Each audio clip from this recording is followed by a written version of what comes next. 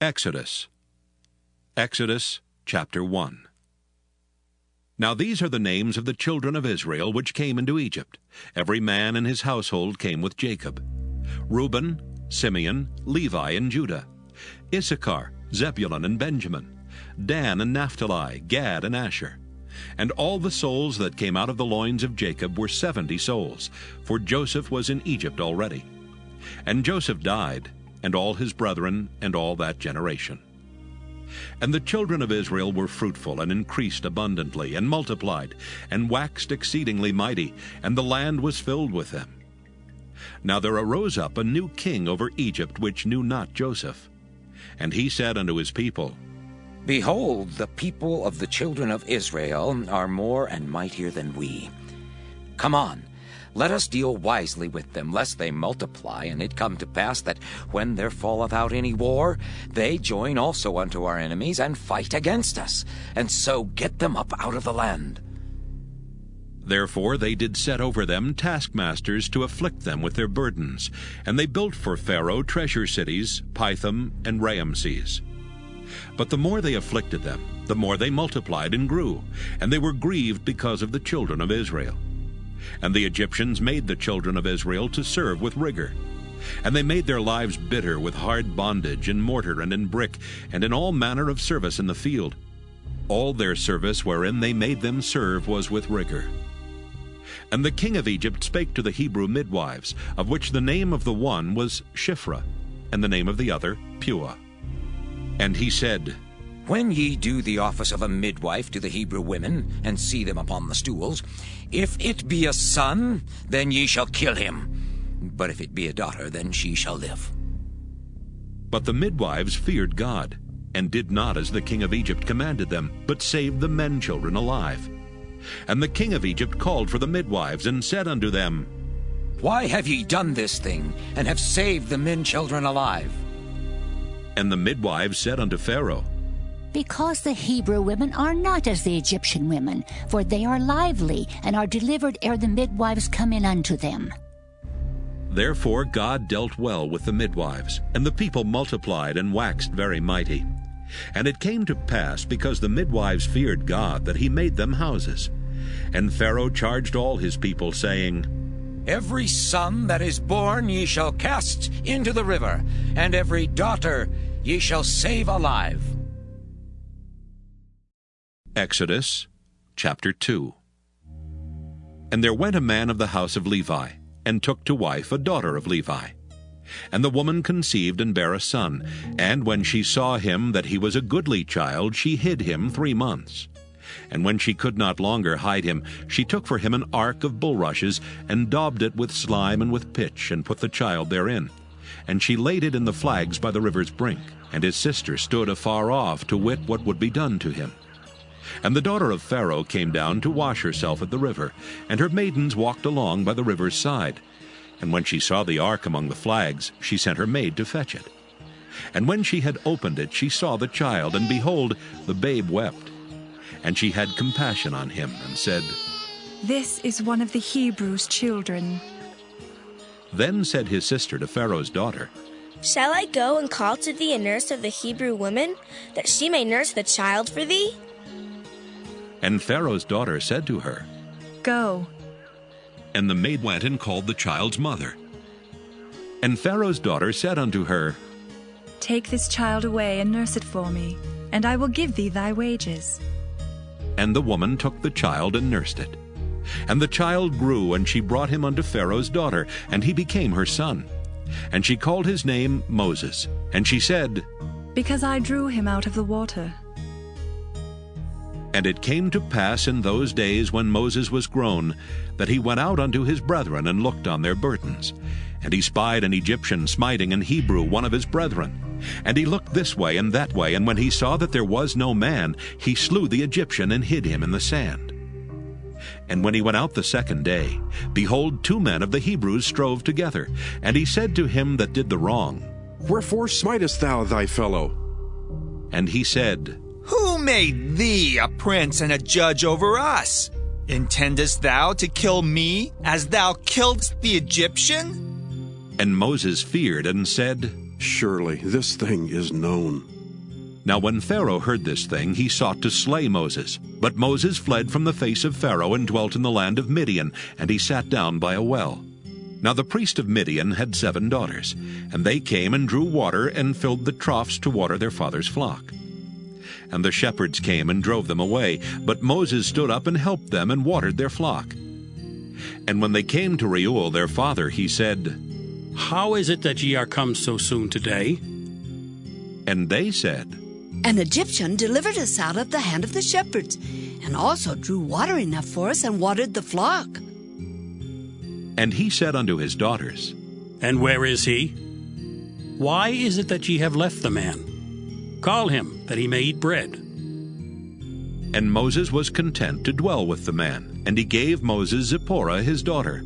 And she bare him a son, and he called his name Gershom. For he said, I have been a stranger in a strange land. And it came to pass in process of time that the king of Egypt died.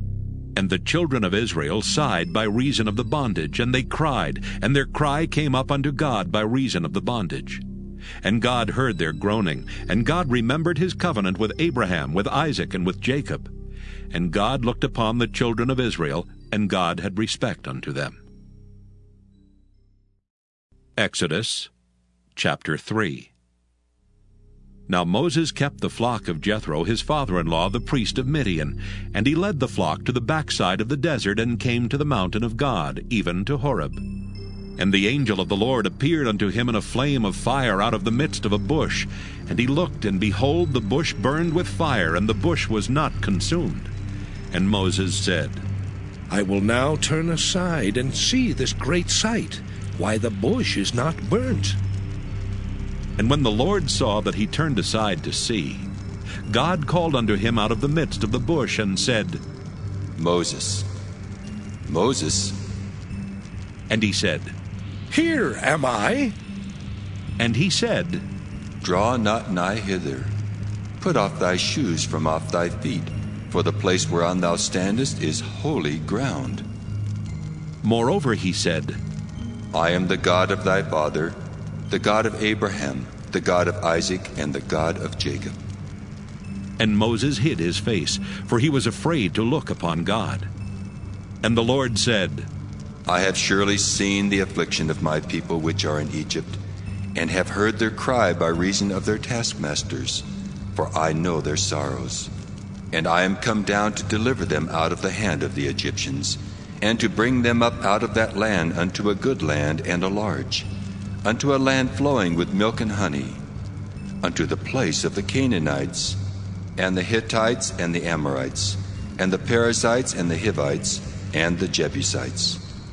Now therefore, behold, the cry of the children of Israel is come unto me, and I have also seen the oppression wherewith the Egyptians oppress them. Come now therefore, and I will send thee unto Pharaoh, that thou mayest bring forth my people, the children of Israel, out of Egypt. And Moses said unto God, Who am I, that I should go unto Pharaoh, and that I should bring forth the children of Israel out of Egypt? And he said, Certainly I will be with thee, and this shall be a token unto thee that I have sent thee. When thou hast brought forth the people out of Egypt, ye shall serve God upon this mountain. And Moses said unto God, Behold, when I come unto the children of Israel, and shall say unto them, The God of your fathers hath sent me unto you, and they shall say to me, What is his name? What shall I say unto them? And God said unto Moses, I am that I am. And he said, Thus shalt thou say unto the children of Israel, I am hath sent me unto you. And God said moreover unto Moses, Thus shalt thou say unto the children of Israel, The Lord God of your fathers, the God of Abraham, the God of Isaac, and the God of Jacob hath sent me unto you. This is my name forever, and this is my memorial unto all generations.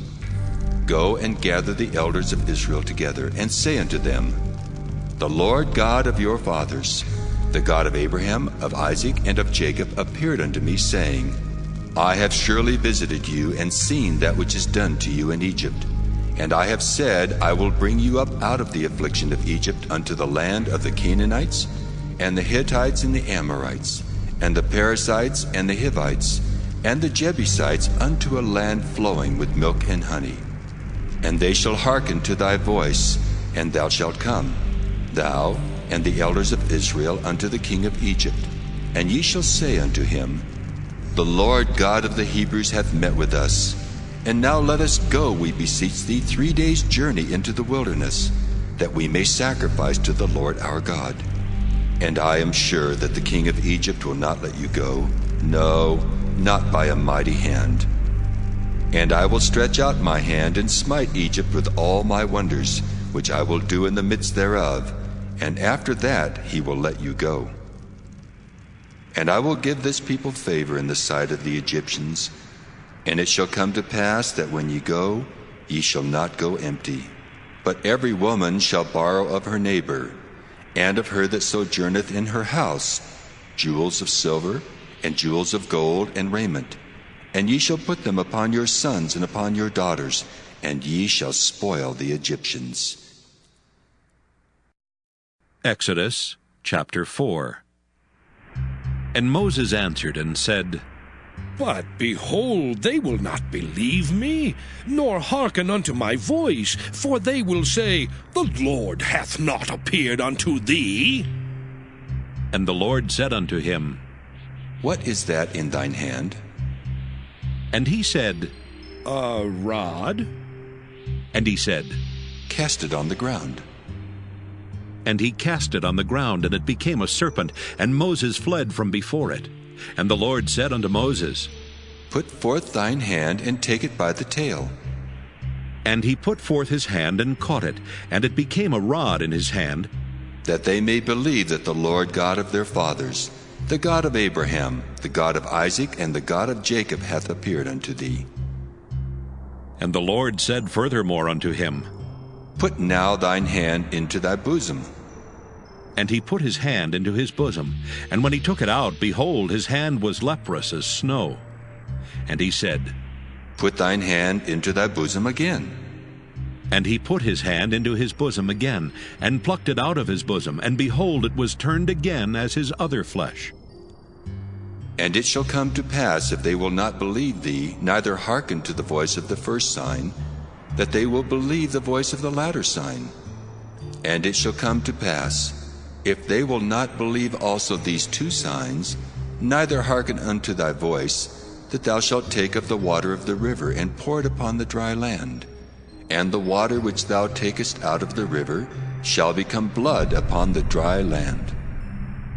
And Moses said unto the Lord, O my Lord, I am not eloquent, neither heretofore nor since thou hast spoken unto thy servant, but I am slow of speech, and of a slow tongue. And the Lord said unto him, Who hath made man's mouth? Or who maketh the dumb, or deaf, or the seeing, or the blind?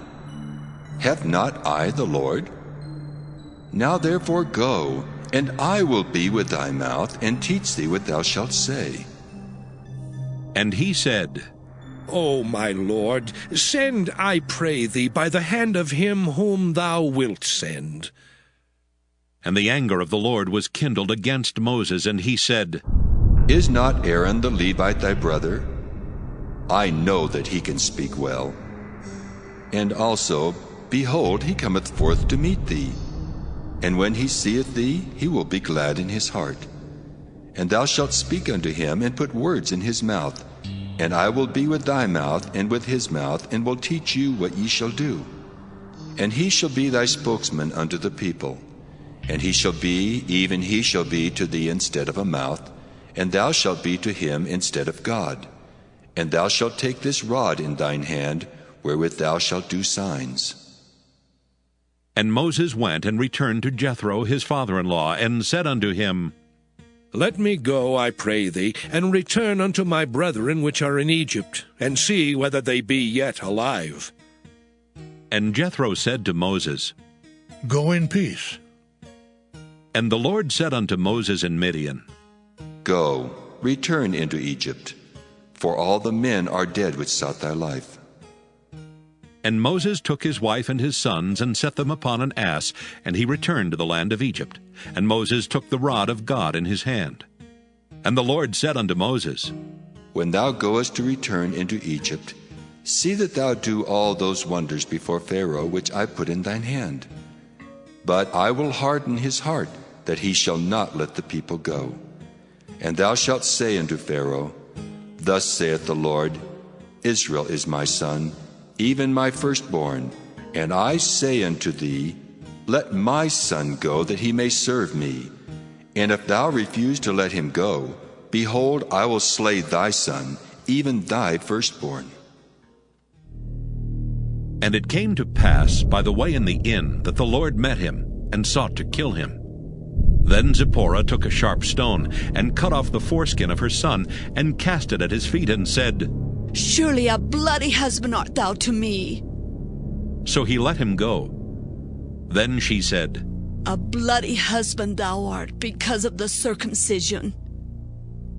And the Lord said to Aaron, Go into the wilderness to meet Moses. And he went and met him in the mount of God, and kissed him.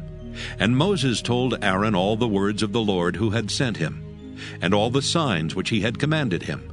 And Moses and Aaron went and gathered together all the elders of the children of Israel.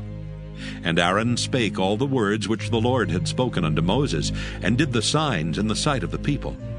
And the people believed. And when they heard that the Lord had visited the children of Israel, and that he had looked upon their affliction, then they bowed their heads and worshipped. Exodus chapter 5. And afterward Moses and Aaron went in and told Pharaoh, Thus saith the Lord God of Israel, Let my people go, that they may hold a feast unto me in the wilderness. And Pharaoh said, Who is the Lord, that I should obey his voice to let Israel go? I know not the Lord, neither will I let Israel go. And they said, The God of the Hebrews hath met with us. Let us go, we pray thee, 3 days' journey into the desert, and sacrifice unto the Lord our God, lest he fall upon us with pestilence or with the sword. And the king of Egypt said unto them, Wherefore do ye, Moses and Aaron, let the people from their works? Get you unto your burdens. And Pharaoh said, Behold, the people of the land now are many, and ye make them rest from their burdens? And Pharaoh commanded the same day the taskmasters of the people and their officers, saying, Ye shall no more give the people straw to make brick, as heretofore. Let them go and gather straw for themselves, and the tale of the bricks which they did make heretofore ye shall lay upon them. Ye shall not diminish aught thereof. For they be idle. Therefore they cry, saying, Let us go and sacrifice to our God. Let their more work be laid upon the men, that they may labor therein, and let them not regard vain words. And the taskmasters of the people went out, and their officers, and they spake to the people, saying, Thus saith Pharaoh, I will not give you straw. Go ye, get you straw where ye can find it, yet not aught of your work shall be diminished. So the people were scattered abroad throughout all the land of Egypt to gather stubble instead of straw. And the taskmasters hasted them, saying, Fulfill your works, your daily tasks, as when there was straw.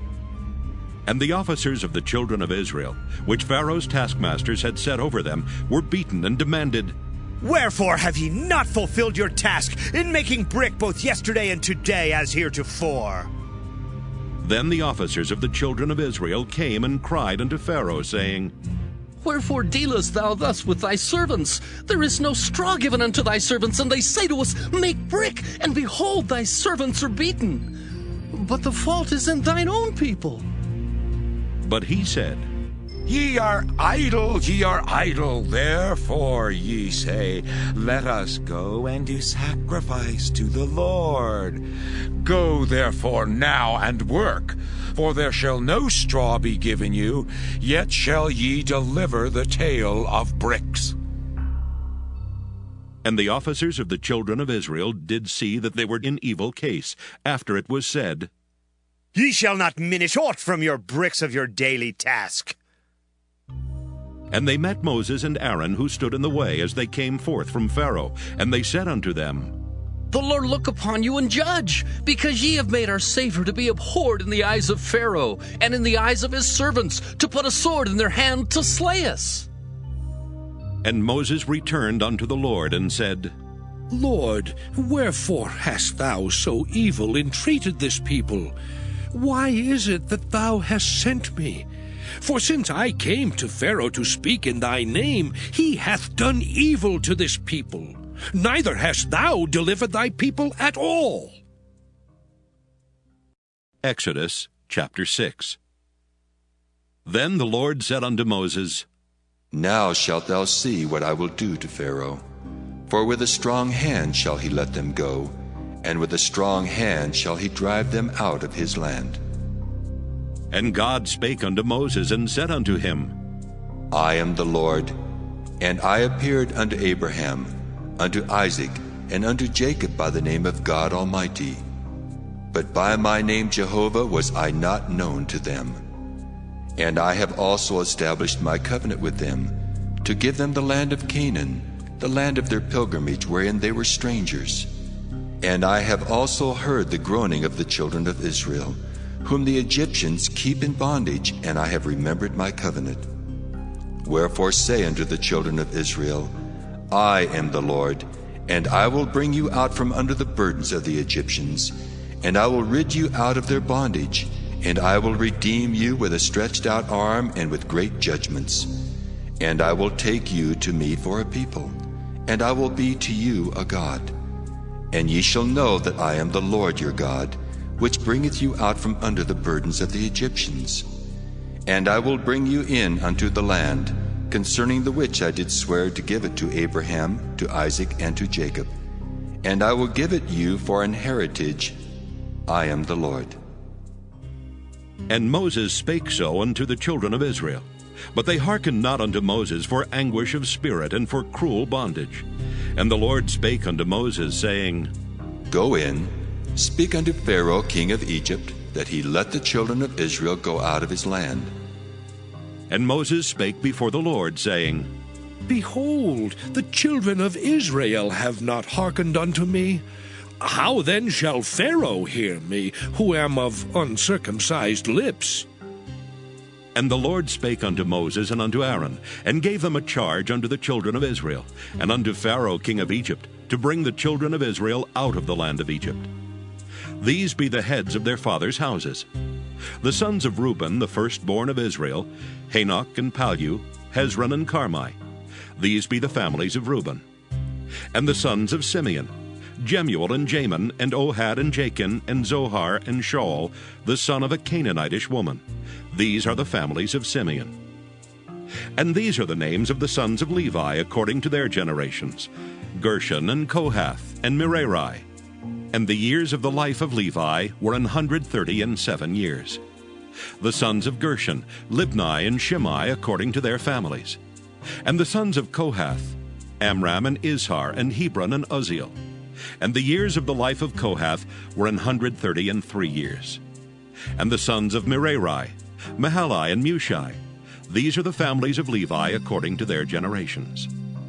And Amram took him Jochebed, his father's sister, to wife, and she bare him Aaron and Moses. And the years of the life of Amram were 137 years. And the sons of Izhar, Korah and Nepheg and Zichri. And the sons of Uzziel, Mishael and Elzaphan and Zithri. And Aaron took him Elisheba, daughter of Aminadab, sister of Naashon, to wife, and she bare him Nadab and Abihu, Eleazar and Ithamar. And the sons of Korah, Asher and Elkanah, and Abisaph. These are the families of the Korhites.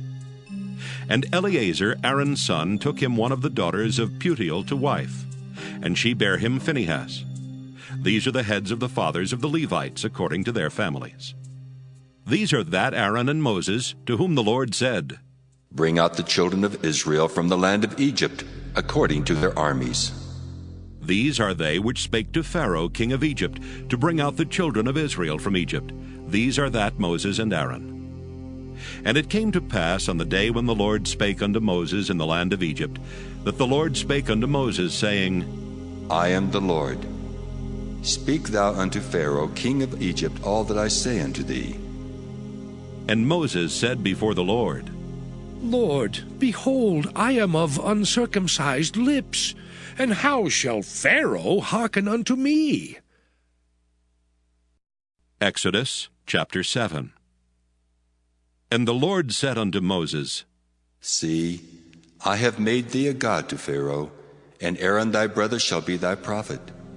Thou shalt speak all that I command thee, and Aaron thy brother shall speak unto Pharaoh, that he send the children of Israel out of his land. And I will harden Pharaoh's heart, and multiply my signs and my wonders in the land of Egypt. But Pharaoh shall not hearken unto you, that I may lay my hand upon Egypt, and bring forth mine armies, and my people the children of Israel out of the land of Egypt by great judgments. And the Egyptians shall know that I am the Lord, when I stretch forth mine hand upon Egypt, and bring out the children of Israel from among them. And Moses and Aaron did as the Lord commanded them, so did they. And Moses was 80 years old, and Aaron 83 years old, when they spake unto Pharaoh. And the Lord spake unto Moses and unto Aaron, saying, When Pharaoh shall speak unto you, saying, Show a miracle for you, then thou shalt say unto Aaron, Take thy rod and cast it before Pharaoh, and it shall become a serpent. And Moses and Aaron went in unto Pharaoh, and they did so as the Lord had commanded. And Aaron cast down his rod before Pharaoh and before his servants, and it became a serpent. Then Pharaoh also called the wise men and the sorcerers. Now the magicians of Egypt, they also did in like manner with their enchantments. For they cast down every man his rod, and they became serpents. But Aaron's rod swallowed up their rods. And he hardened Pharaoh's heart, that he hearkened not unto them, as the Lord had said. And the Lord said unto Moses, Pharaoh's heart is hardened, he refuseth to let the people go. Get thee unto Pharaoh in the morning. Lo, he goeth out unto the water, and thou shalt stand by the river's brink against he come. And the rod which was turned to a serpent shalt thou take in thine hand, and thou shalt say unto him, The Lord God of the Hebrews hath sent me unto thee, saying, Let my people go, that they may serve me in the wilderness. And behold, hitherto thou wouldst not hear. Thus saith the Lord, In this thou shalt know that I am the Lord. Behold, I will smite with the rod that is in mine hand upon the waters which are in the river, and they shall be turned to blood. And the fish that is in the river shall die, and the river shall stink, and the Egyptians shall loathe to drink of the water of the river. And the Lord spake unto Moses, Say unto Aaron, Take thy rod and stretch out thine hand upon the waters of Egypt, upon their streams, upon their rivers, and upon their ponds, and upon all their pools of water, that they may become blood, and that there may be blood throughout all the land of Egypt, both in vessels of wood and in vessels of stone. And Moses and Aaron did so as the Lord commanded. And he lifted up the rod, and smote the waters that were in the river, in the sight of Pharaoh, and in the sight of his servants. And all the waters that were in the river were turned to blood. And the fish that was in the river died, and the river stank, and the Egyptians could not drink of the water of the river. And there was blood throughout all the land of Egypt. And the magicians of Egypt did so with their enchantments, and Pharaoh's heart was hardened, neither did he hearken unto them as the Lord had said. And Pharaoh turned and went into his house, neither did he set his heart to this also. And all the Egyptians digged round about the river for water to drink, for they could not drink of the water of the river. And 7 days were fulfilled after that the Lord had smitten the river. Exodus chapter 8. And the Lord spake unto Moses, Go unto Pharaoh, and say unto him, Thus saith the Lord, Let my people go, that they may serve me. And if thou refuse to let them go, behold, I will smite all thy borders with frogs, and the river shall bring forth frogs abundantly. abundantly, which shall go up and come into thine house, and into thy bedchamber, and upon thy bed, and into the house of thy servants, and upon thy people, and into thine ovens, and into thy kneading troughs. And the frogs shall come up both on thee, and upon thy people, and upon all thy servants. And the Lord spake unto Moses, Say unto Aaron, Stretch forth thine hand with thy rod over the streams, over the rivers and over the ponds, and cause frogs to come up upon the land of Egypt. And Aaron stretched out his hand over the waters of Egypt, and the frogs came up and covered the land of Egypt. And the magicians did so with their enchantments, and brought up frogs upon the land of Egypt. Then Pharaoh called for Moses and Aaron, and said, Entreat the Lord that he may take away the frogs from me and from my people, and I will let the people go, that they may do sacrifice unto the Lord. And Moses said unto Pharaoh, Glory over me. When shall I entreat for thee, and for thy servants, and for thy people, to destroy the frogs from thee and thy houses, that they may remain in the river only? And he said, Tomorrow. And he said, Be it according to thy word, that thou mayest know that there is none like unto the Lord our God. And the frogs shall depart from thee, and from thy houses, and from thy servants, and from thy people. They shall remain in the river only. And Moses and Aaron went out from Pharaoh. And Moses cried unto the Lord because of the frogs which he had brought against Pharaoh. And the Lord did according to the word of Moses, and the frogs died out of the houses, out of the villages, and out of the fields. And they gathered them together upon heaps, and the land stank. But when Pharaoh saw that there was respite, he hardened his heart, and hearkened not unto them, as the Lord had said. And the Lord said unto Moses, Say unto Aaron, Stretch out thy rod, and smite the dust of the land, that it may become lice throughout all the land of Egypt. And they did so. For Aaron stretched out his hand with his rod, and smote the dust of the earth, and it became lice in man and in beast. All the dust of the land became lice throughout all the land of Egypt. And the magicians did so with their enchantments to bring forth lice, but they could not. So there were lice upon man and upon beast. Then the magician said unto Pharaoh, This is the finger of God. And Pharaoh's heart was hardened, and he hearkened not unto them, as the Lord had said. And the Lord said unto Moses, Rise up early in the morning, and stand before Pharaoh. Lo, he cometh forth to the water, and say unto him, Thus saith the Lord, Let my people go, that they may serve me. Else, if thou wilt not let my people go, behold, I will send swarms of flies upon thee, and upon thy servants, and upon thy people, and into thy houses. And the houses of the Egyptians shall be full of swarms of flies, and also the ground whereon they are.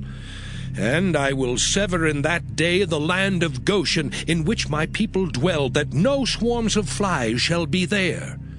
To the end thou mayest know that I am the Lord in the midst of the earth, and I will put a division between my people and thy people.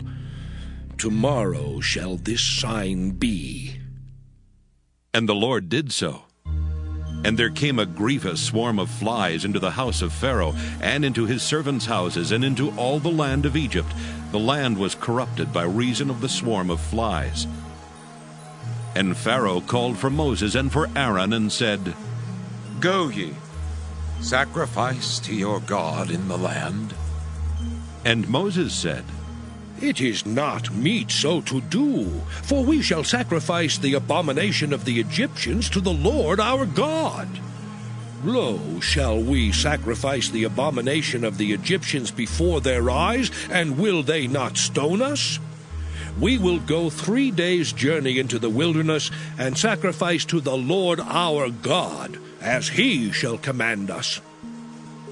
And Pharaoh said, I will let you go, that ye may sacrifice to the Lord your God in the wilderness. Only ye shall not go very far away. Entreat for me.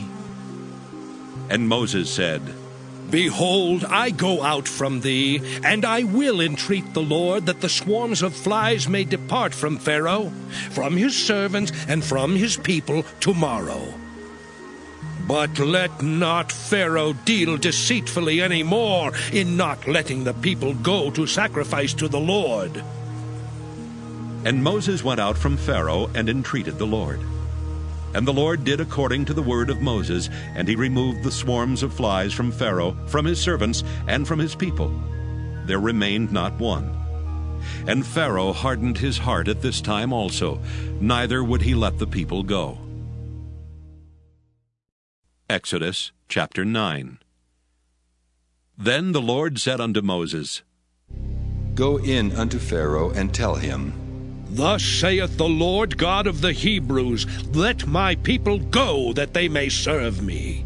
For if thou refuse to let them go, and wilt hold them still, behold, the hand of the Lord is upon thy cattle which is in the field, upon the horses, upon the asses, upon the camels, upon the oxen, and upon the sheep.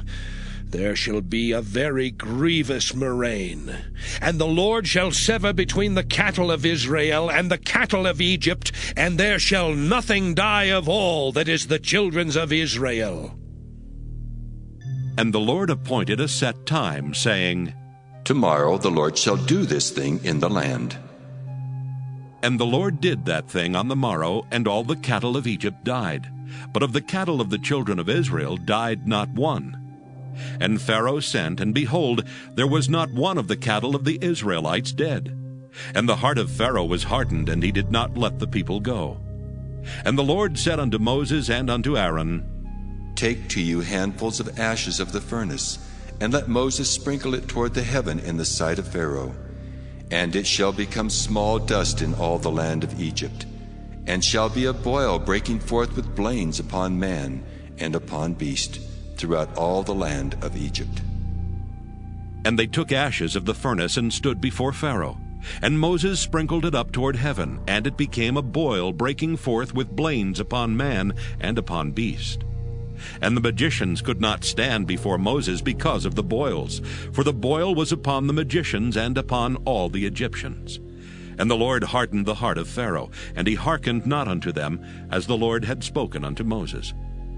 And the Lord said unto Moses, Rise up early in the morning, and stand before Pharaoh, and say unto him, Thus saith the Lord God of the Hebrews, Let my people go, that they may serve me.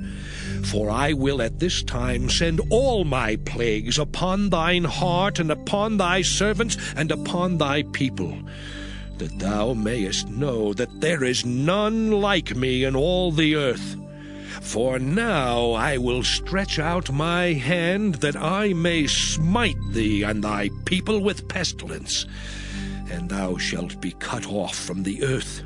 And in very deed for this cause have I raised thee up, for to show in thee my power, and that my name may be declared throughout all the earth. As yet exaltest thou thyself against my people, that thou wilt not let them go? Behold, tomorrow, about this time, I will cause it to rain a very grievous hail, such as hath not been in Egypt since the foundation thereof, even until now. Send therefore now, and gather thy cattle, and all that thou hast in the field. For upon every man and beast which shall be found in the field, and shall not be brought home, the hail shall come down upon them, and they shall die. He that feared the word of the Lord among the servants of Pharaoh made his servants and his cattle flee into the houses. And he that regarded not the word of the Lord left his servants and his cattle in the field. And the Lord said unto Moses, Stretch forth thine hand toward heaven, that there may be hail in all the land of Egypt, upon man and upon beast, and upon every herb of the field throughout the land of Egypt. And Moses stretched forth his rod toward heaven, and the Lord sent thunder and hail, and the fire ran along upon the ground. And the Lord rained hail upon the land of Egypt. So there was hail and fire mingled with the hail, very grievous, such as there was none like it in all the land of Egypt since it became a nation. And the hail smote throughout all the land of Egypt all that was in the field, both man and beast. And the hail smote every herb of the field, and brake every tree of the field. Only in the land of Goshen, where the children of Israel were, was there no hail. And Pharaoh sent and called for Moses and Aaron, and said unto them, I have sinned this time. The Lord is righteous, and I and my people are wicked. Entreat the Lord, for it is enough that there be no more mighty thunderings and hail, and I will let you go, and ye shall stay no longer. And Moses said unto him, As soon as I am gone out of the city, I will spread abroad my hands unto the Lord. And the thunder shall cease, neither shall there be any more hail, that thou mayest know how that the earth is the Lord's. But as for thee and thy servants, I know that ye will not yet fear the Lord God. And the flax and the barley was smitten, for the barley was in the ear, and the flax was bold. But the wheat and the rye were not smitten, for they were not grown up. And Moses went out of the city from Pharaoh, and spread abroad his hands unto the Lord. And the thunders and hail ceased, and the rain was not poured upon the earth. And when Pharaoh saw that the rain and the hail and the thunders were ceased, he sinned yet more, and hardened his heart, he and his servants. And the heart of Pharaoh was hardened, neither would he let the children of Israel go, as the Lord had spoken by Moses. Exodus chapter 10. And the Lord said unto Moses, Go in unto Pharaoh, for I have hardened his heart and the heart of his servants, that I might show these my signs before him, and that thou mayest tell in the ears of thy son, and of thy son's son, what things I have wrought in Egypt, and my signs which I have done among them, that ye may know how that I am the Lord. And Moses and Aaron came in unto Pharaoh, and said unto him, Thus saith the Lord God of the Hebrews, How long wilt thou refuse to humble thyself before me? Let my people go, that they may serve me.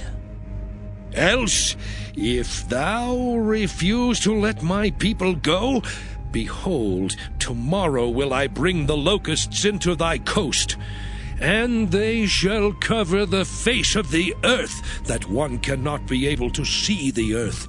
And they shall eat the residue of that which is escaped, which remaineth unto you from the hail, and shall eat every tree which groweth for you out of the field. And they shall fill thy houses, and the houses of all thy servants, and the houses of all the Egyptians, which neither thy fathers nor thy fathers' fathers have seen, since the day that they were upon the earth unto this day. And he turned himself and went out from Pharaoh. And Pharaoh's servants said unto him, How long shall this man be a snare to us? Let the men go, that they may serve the Lord their God. Knowest thou not yet that Egypt is destroyed? And Moses and Aaron were brought again unto Pharaoh, and he said unto them, Go, serve the Lord your God. But who are they that shall go? And Moses said, We will go with our young and with our old, with our sons and with our daughters, with our flocks and with our herds will we go, for we must hold a feast unto the Lord. And he said unto them, Let the Lord be so with you, as I will let you go. And your little ones, look to it, for evil is before you. Not so. Go now, ye that are men, and serve the Lord, for that ye did desire. And they were driven out from Pharaoh's presence. And the Lord said unto Moses, Stretch out thine hand over the land of Egypt, for the locusts, that they may come up upon the land of Egypt, and eat every herb of the land, even all that the hail hath left. And Moses stretched forth his rod over the land of Egypt, and the Lord brought an east wind upon the land all that day and all that night. And when it was morning, the east wind brought the locusts.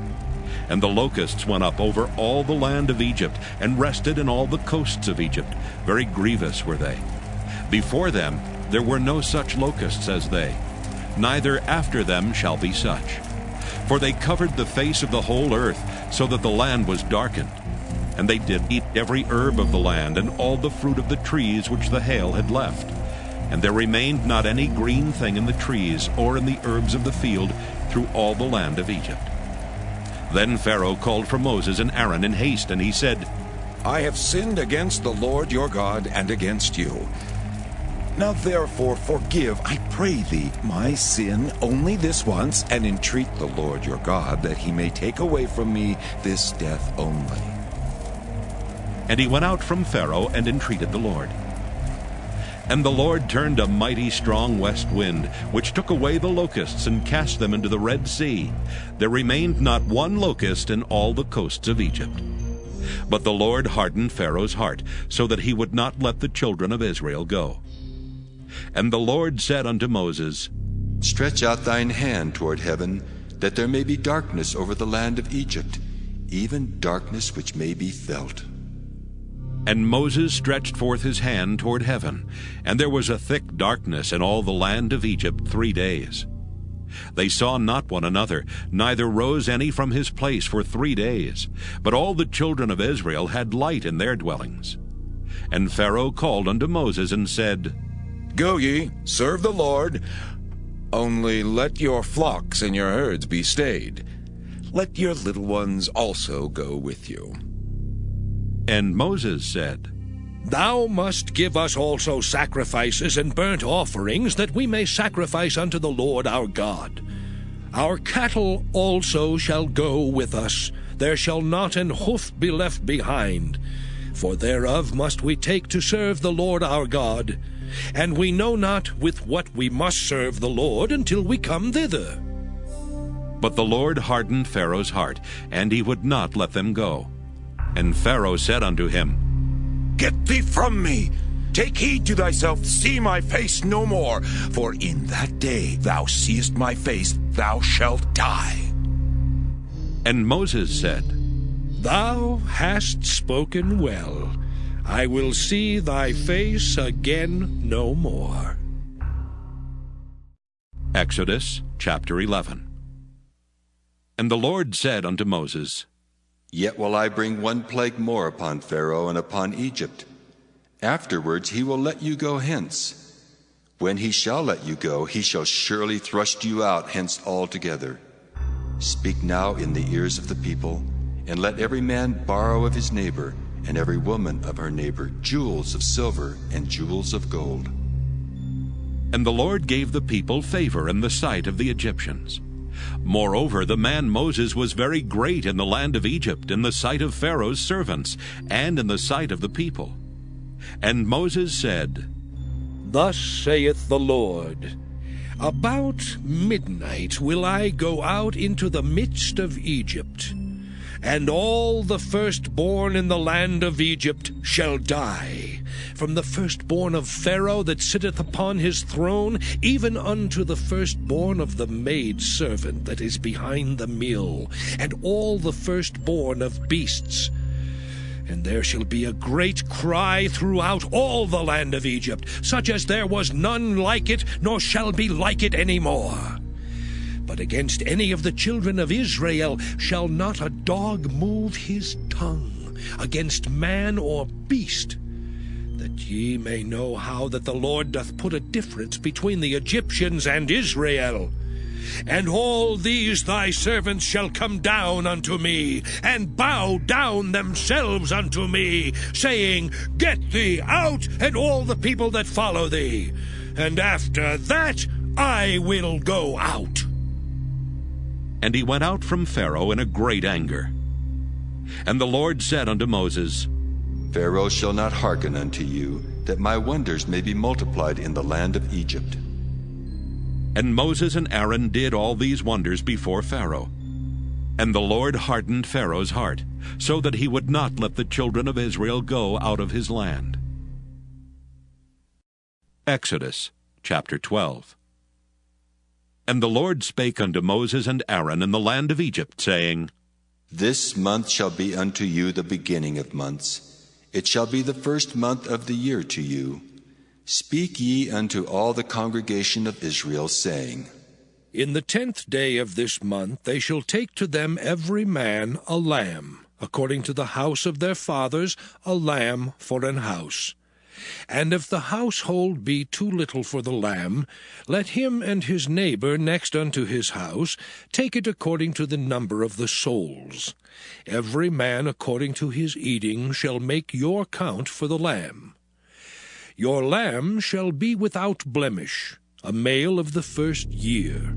Ye shall take it out from the sheep or from the goats, and ye shall keep it up until the 14th day of the same month.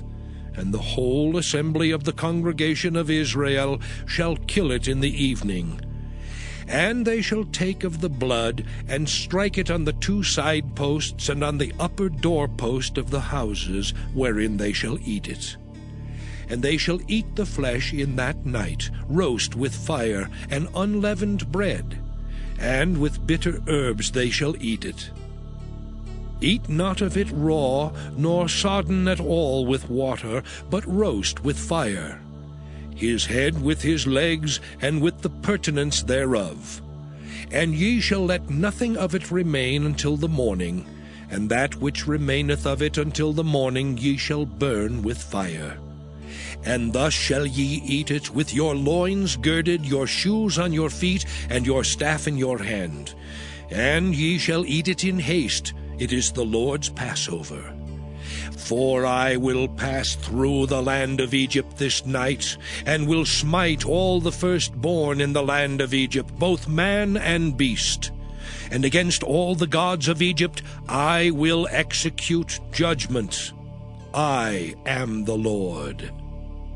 And the blood shall be to you for a token upon the houses where ye are. And when I see the blood, I will pass over you, and the plague shall not be upon you to destroy you when I smite the land of Egypt. And this day shall be unto you for a memorial, and ye shall keep it a feast to the Lord throughout your generations. Ye shall keep it a feast by an ordinance forever. 7 days shall ye eat unleavened bread. Even the first day ye shall put away leaven out of your houses.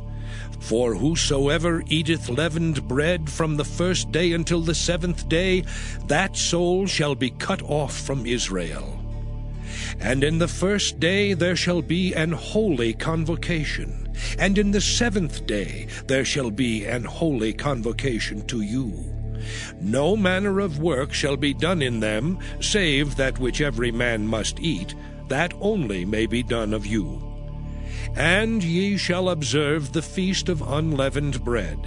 For in this selfsame day have I brought your armies out of the land of Egypt. Therefore shall ye observe this day in your generations by an ordinance forever. In the 1st month, on the 14th day of the month at even, ye shall eat unleavened bread, until the 21st day of the month at even. 7 days shall there be no leaven found in your houses. For whosoever eateth that which is leavened, even that soul shall be cut off from the congregation of Israel, whether he be a stranger or born in the land. Ye shall eat nothing leavened. In all your habitations shall ye eat unleavened bread. Then Moses called for all the elders of Israel, and said unto them, Draw out and take you a lamb according to your families, and kill the Passover. And ye shall take a bunch of hyssop, and dip it in the blood that is in the basin, and strike the lintel and the 2 side posts with the blood that is in the basin. And none of you shall go out at the door of his house until the morning. For the Lord will pass through to smite the Egyptians, and when he seeth the blood upon the lintel and on the 2 side posts, The Lord will pass over the door, and will not suffer the destroyer to come in unto your houses to smite you. And ye shall observe this thing for an ordinance to thee and to thy sons forever. And it shall come to pass, when ye be come to the land which the Lord will give you, according as he hath promised, that ye shall keep this service. And it shall come to pass, when your children shall say unto you, What mean ye by this service? That ye shall say, It is the sacrifice of the Lord's Passover, who passed over the houses of the children of Israel in Egypt, when he smote the Egyptians and delivered our houses. And the people bowed the head and worshipped. And the children of Israel went away and did as the Lord had commanded Moses and Aaron, so did they. And it came to pass that at midnight the Lord smote all the firstborn in the land of Egypt, from the firstborn of Pharaoh that sat on his throne unto the firstborn of the captive that was in the dungeon, and all the firstborn of cattle. And Pharaoh rose up in the night, he and all his servants and all the Egyptians. And there was a great cry in Egypt, for there was not a house where there was not one dead. And he called for Moses and Aaron by night and said, Rise up, and get you forth from among my people, both ye and the children of Israel, and go, serve the Lord as ye have said. Also take your flocks and your herds as ye have said, and be gone. And bless me also. And the Egyptians were urgent upon the people, that they might send them out of the land in haste, for they said, We be all dead men. And the people took their dough before it was leavened, their kneading troughs being bound up in their clothes upon their shoulders. And the children of Israel did according to the word of Moses. And they borrowed of the Egyptians jewels of silver and jewels of gold and raiment. And the Lord gave the people favor in the sight of the Egyptians, so that they lent unto them such things as they required, and they spoiled the Egyptians. And the children of Israel journeyed from Ramesses to Succoth, about 600,000 on foot that were men beside children. And a mixed multitude went up also with them, and flocks and herds, even very much cattle. And they baked unleavened cakes of the dough which they brought forth out of Egypt, for it was not leavened, because they were thrust out of Egypt and could not tarry, neither had they prepared for themselves any victual. Now the sojourning of the children of Israel who dwelt in Egypt was 430 years. And it came to pass at the end of the 430 years, even the selfsame day it came to pass, that all the hosts of the Lord went out from the land of Egypt. It is a night to be much observed unto the Lord for bringing them out from the land of Egypt. This is that night of the Lord to be observed of all the children of Israel in their generations. And the Lord said unto Moses and Aaron, This is the ordinance of the Passover. There shall no stranger eat thereof, but every man's servant that is bought for money, when thou hast circumcised him, then shall he eat thereof. A foreigner and an hired servant shall not eat thereof. In one house shall it be eaten. Thou shalt not carry forth aught of the flesh abroad out of the house, neither shall ye break a bone thereof. All the congregation of Israel shall keep it. And when a stranger shall sojourn with thee, and will keep the Passover to the Lord, let all his males be circumcised, and then let him come near and keep it. And he shall be as one that is born in the land, for no uncircumcised person shall eat thereof. One law shall be to him that is homeborn, and unto the stranger that sojourneth among you. Thus did all the children of Israel. As the Lord commanded Moses and Aaron, so did they. And it came to pass the selfsame day that the Lord did bring the children of Israel out of the land of Egypt by their armies. Exodus chapter 13. And the Lord spake unto Moses, saying, Sanctify unto me all the firstborn, whatsoever openeth the womb among the children of Israel, both of man and of beast, it is mine. And Moses said unto the people, Remember this day in which ye came out from Egypt, out of the house of bondage. For by strength of hand the Lord brought you out from this place. There shall no leavened bread be eaten. This day came ye out in the month Abib.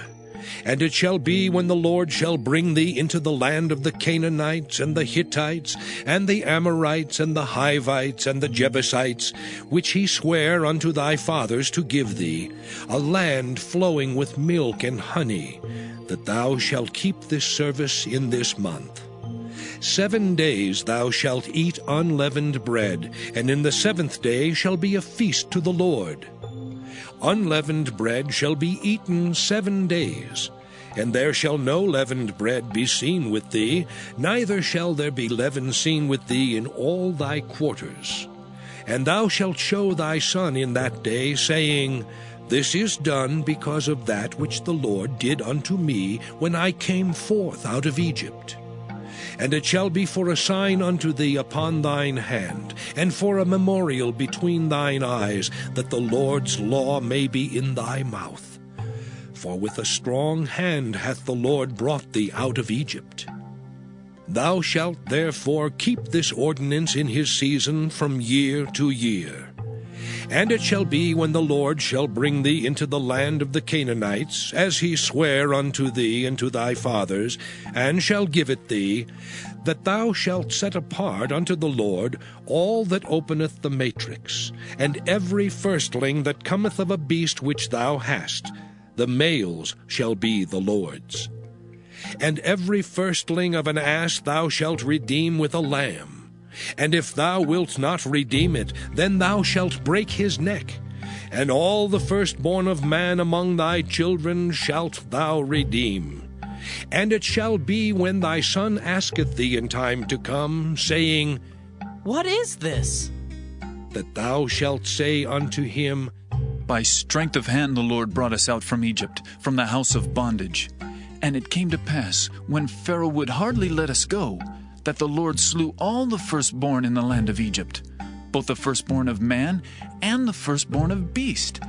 Therefore I sacrificed to the Lord all that open the matrix, being males.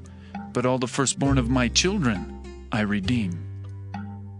And it shall be for a token upon thine hand, and for frontlets between thine eyes. For by strength of hand the Lord brought us forth out of Egypt. And it came to pass, when Pharaoh had let the people go, that God led them not through the way of the land of the Philistines, although that was near. For God said, Lest peradventure the people repent when they see war, and they return to Egypt. But God led the people about through the way of the wilderness of the Red Sea, and the children of Israel went up harnessed out of the land of Egypt. And Moses took the bones of Joseph with him, for he had straitly sworn the children of Israel, saying, God will surely visit you, and ye shall carry up my bones away hence with you. And they took their journey from Succoth, and encamped in Etham in the edge of the wilderness. And the Lord went before them by day in a pillar of a cloud, to lead them the way, and by night in a pillar of fire, to give them light, to go by day and night. He took not away the pillar of the cloud by day, nor the pillar of fire by night from before the people. Exodus chapter 14.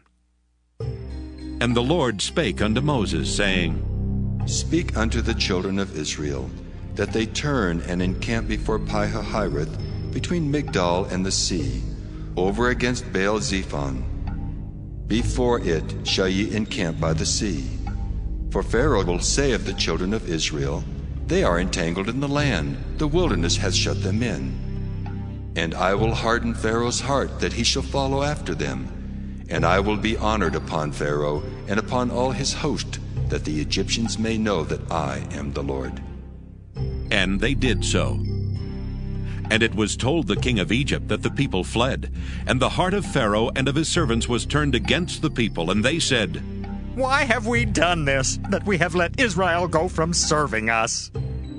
And he made ready his chariot, and took his people with him. And he took 600 chosen chariots, and all the chariots of Egypt, and captains over every one of them. And the Lord hardened the heart of Pharaoh king of Egypt, and he pursued after the children of Israel. And the children of Israel went out with an high hand. But the Egyptians pursued after them, all the horses and chariots of Pharaoh and his horsemen and his army, and overtook them encamping by the sea, beside Pi-hahiroth, before Baal-zephon. And when Pharaoh drew nigh, the children of Israel lifted up their eyes, and behold, the Egyptians marched after them. And they were sore afraid. And the children of Israel cried out unto the Lord.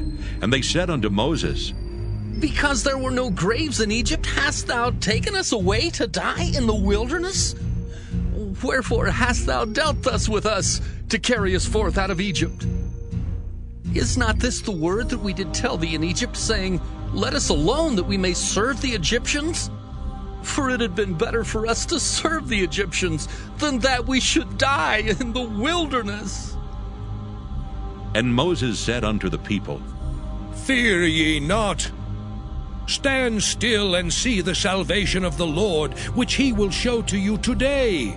For the Egyptians whom ye have seen today, ye shall see them again no more forever. The Lord shall fight for you, and ye shall hold your peace. And the Lord said unto Moses, Wherefore criest thou unto me? Speak unto the children of Israel that they go forward. But lift thou up thy rod, and stretch out thine hand over the sea, and divide it. And the children of Israel shall go on dry ground through the midst of the sea. And I, behold, I will harden the hearts of the Egyptians, and they shall follow them. And I will get me honor upon Pharaoh, and upon all his host, upon his chariots, and upon his horsemen. And the Egyptians shall know that I am the Lord, when I have gotten me honor upon Pharaoh, upon his chariots, and upon his horsemen.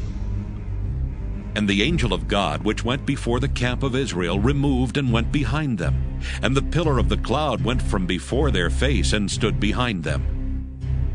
And it came between the camp of the Egyptians and the camp of Israel, and it was a cloud and darkness to them, but it gave light by night to these, so that the one came not near the other all the night. And Moses stretched out his hand over the sea, and the Lord caused the sea to go back by a strong east wind all that night, and made the sea dry land, and the waters were divided. And the children of Israel went into the midst of the sea upon the dry ground, and the waters were a wall unto them on their right hand and on their left. And the Egyptians pursued, and went in after them to the midst of the sea, even all Pharaoh's horses, his chariots, and his horsemen.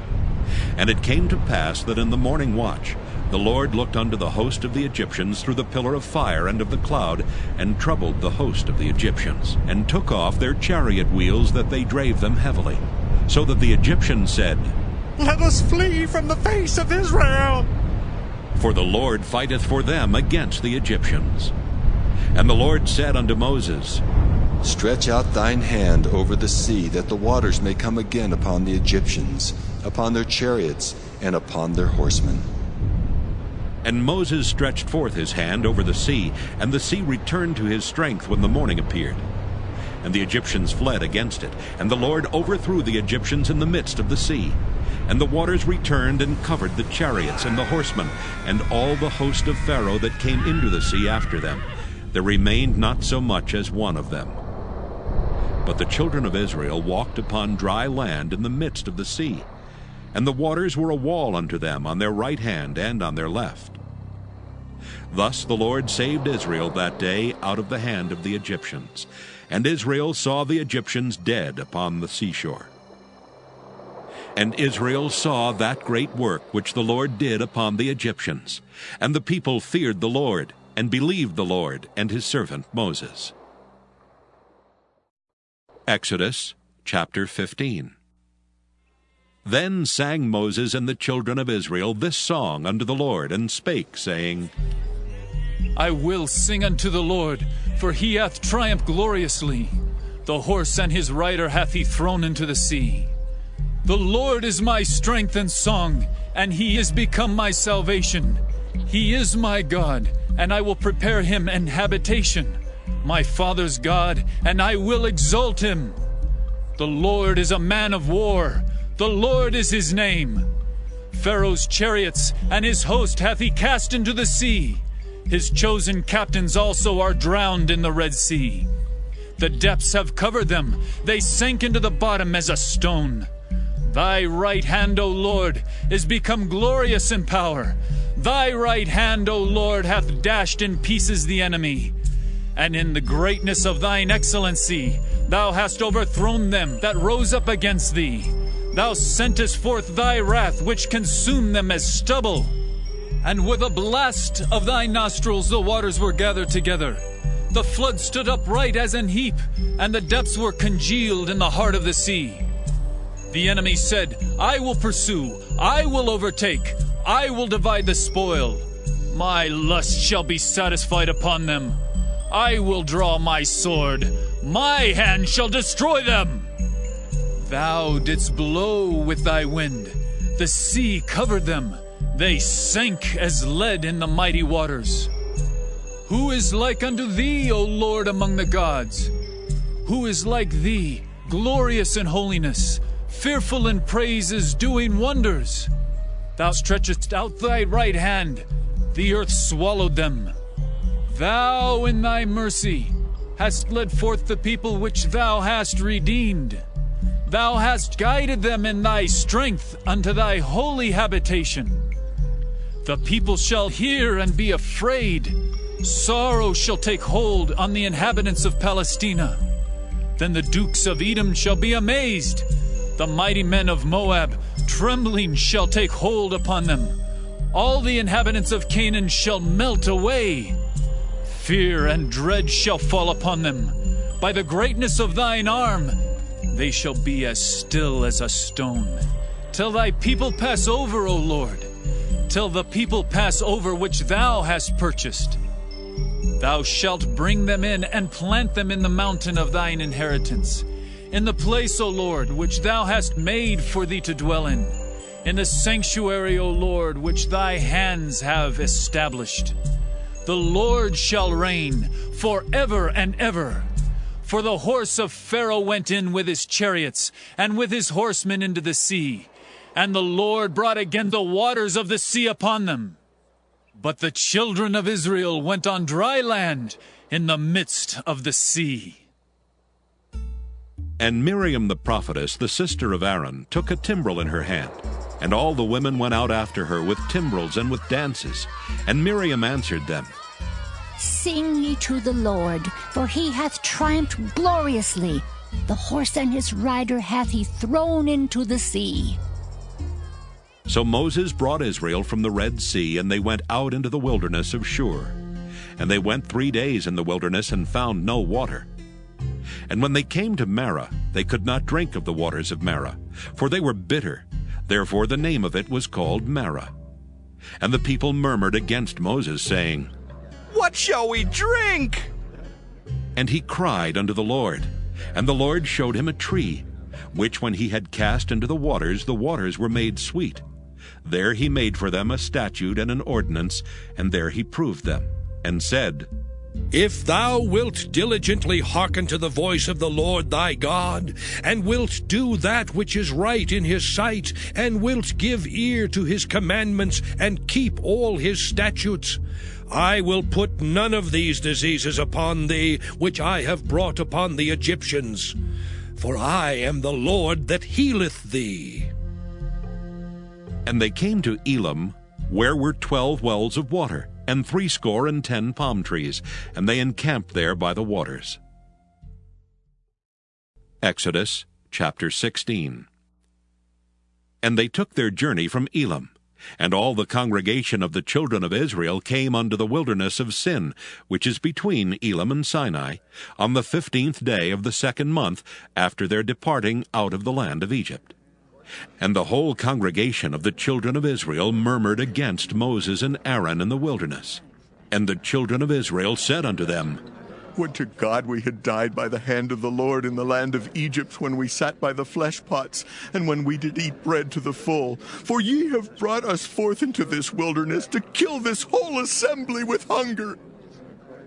Then said the Lord unto Moses, Behold, I will rain bread from heaven for you, and the people shall go out and gather a certain rate every day, that I may prove them, whether they will walk in my law or no. And it shall come to pass that on the 6th day they shall prepare that which they bring in, and it shall be twice as much as they gather daily. And Moses and Aaron said unto all the children of Israel, At even then ye shall know that the Lord hath brought you out from the land of Egypt. And in the morning then ye shall see the glory of the Lord, for that he heareth your murmurings against the Lord. And what are we that ye murmur against us? And Moses said, This shall be when the Lord shall give you in the evening flesh to eat, and in the morning bread to the full. For that the Lord heareth your murmurings which ye murmur against him. And what are we? Your murmurings are not against us, but against the Lord. And Moses spake unto Aaron, Say unto all the congregation of the children of Israel, Come near before the Lord, for he hath heard your murmurings. And it came to pass, as Aaron spake unto the whole congregation of the children of Israel, that they looked toward the wilderness, and behold, the glory of the Lord appeared in the cloud. And the Lord spake unto Moses, saying, I have heard the murmurings of the children of Israel. Speak unto them, saying, At even ye shall eat flesh, and in the morning ye shall be filled with bread, and ye shall know that I am the Lord your God. And it came to pass that at even the quails came up and covered the camp, and in the morning the dew lay round about the host. And when the dew that lay was gone up, behold, upon the face of the wilderness there lay a small round thing, as small as the hoarfrost on the ground. And when the children of Israel saw it, they said one to another, It is manna. For they wist not what it was. And Moses said unto them, This is the bread which the Lord hath given you to eat. This is the thing which the Lord hath commanded.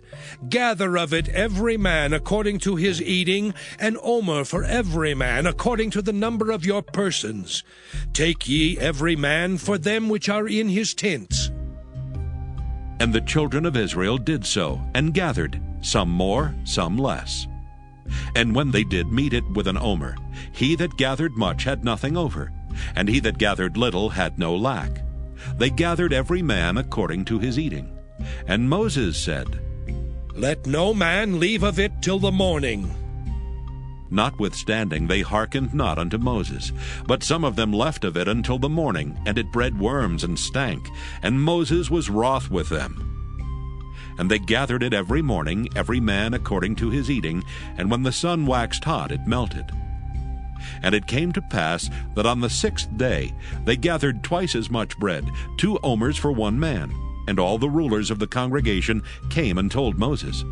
And he said unto them, This is that which the Lord hath said. Tomorrow is the rest of the holy Sabbath unto the Lord. Bake that which ye will bake today, and seethe that ye will seethe. And that which remaineth over lay up for you to be kept until the morning. And they laid it up till the morning, as Moses bade. And it did not stink, neither was there any worm therein. And Moses said, Eat that today, for today is a Sabbath unto the Lord. Today ye shall not find it in the field. 6 days ye shall gather it, but on the 7th day, which is the Sabbath, in it there shall be none. And it came to pass that there went out some of the people on the 7th day for to gather, and they found none. And the Lord said unto Moses, How long refuse ye to keep my commandments and my laws? See, for that the Lord hath given you the Sabbath. Therefore he giveth you on the 6th day the bread of 2 days. Abide ye every man in his place. Let no man go out of his place on the 7th day. So the people rested on the 7th day. And the house of Israel called the name thereof manna. And it was like coriander seed white, and the taste of it was like wafers made with honey. And Moses said, This is the thing which the Lord commandeth. Fill an omer of it to be kept for your generations, that they may see the bread wherewith I have fed you in the wilderness, when I brought you forth from the land of Egypt. And Moses said unto Aaron, Take a pot, and put an omer full of manna therein, and lay it up before the Lord, to be kept for your generations. As the Lord commanded Moses, so Aaron laid it up before the testimony to be kept. And the children of Israel did eat manna 40 years, until they came to a land inhabited. They did eat manna until they came unto the borders of the land of Canaan. Now an omer is the 10th part of an ephah. Exodus chapter 17. And all the congregation of the children of Israel journeyed from the wilderness of Sin after their journeys according to the commandment of the Lord, and pitched in Rephidim, and there was no water for the people to drink. Wherefore the people did chide with Moses, and said, Give us water, that we may drink. And Moses said unto them, Why chide ye with me? Wherefore do ye tempt the Lord?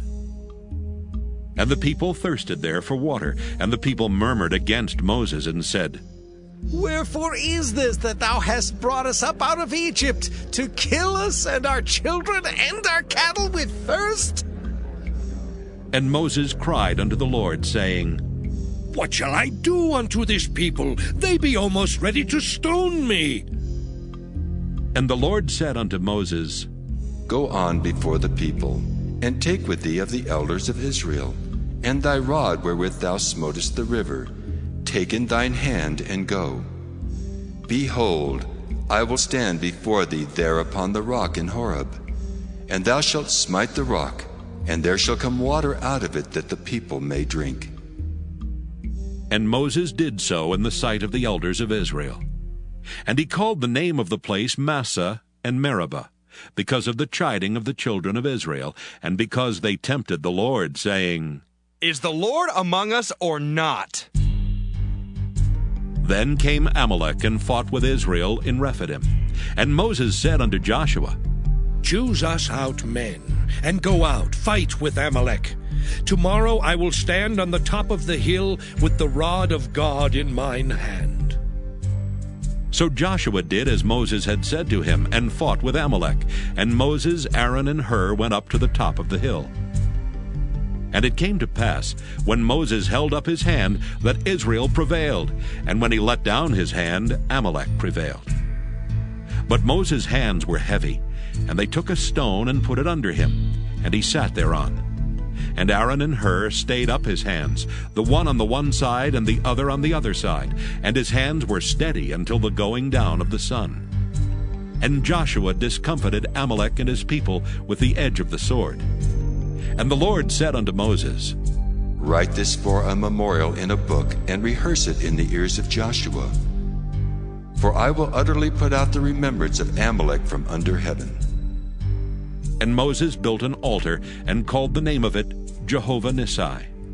For he said, Because the Lord hath sworn that the Lord will have war with Amalek from generation to generation. Exodus chapter 18. When Jethro, the priest of Midian, Moses' father-in-law, heard of all that God had done for Moses and for Israel his people, and that the Lord had brought Israel out of Egypt, then Jethro, Moses' father-in-law, took Zipporah, Moses' wife, after he had sent her back, and her 2 sons, of which the name of the one was Gershom. For he said, I have been an alien in a strange land. And the name of the other was Eleazar.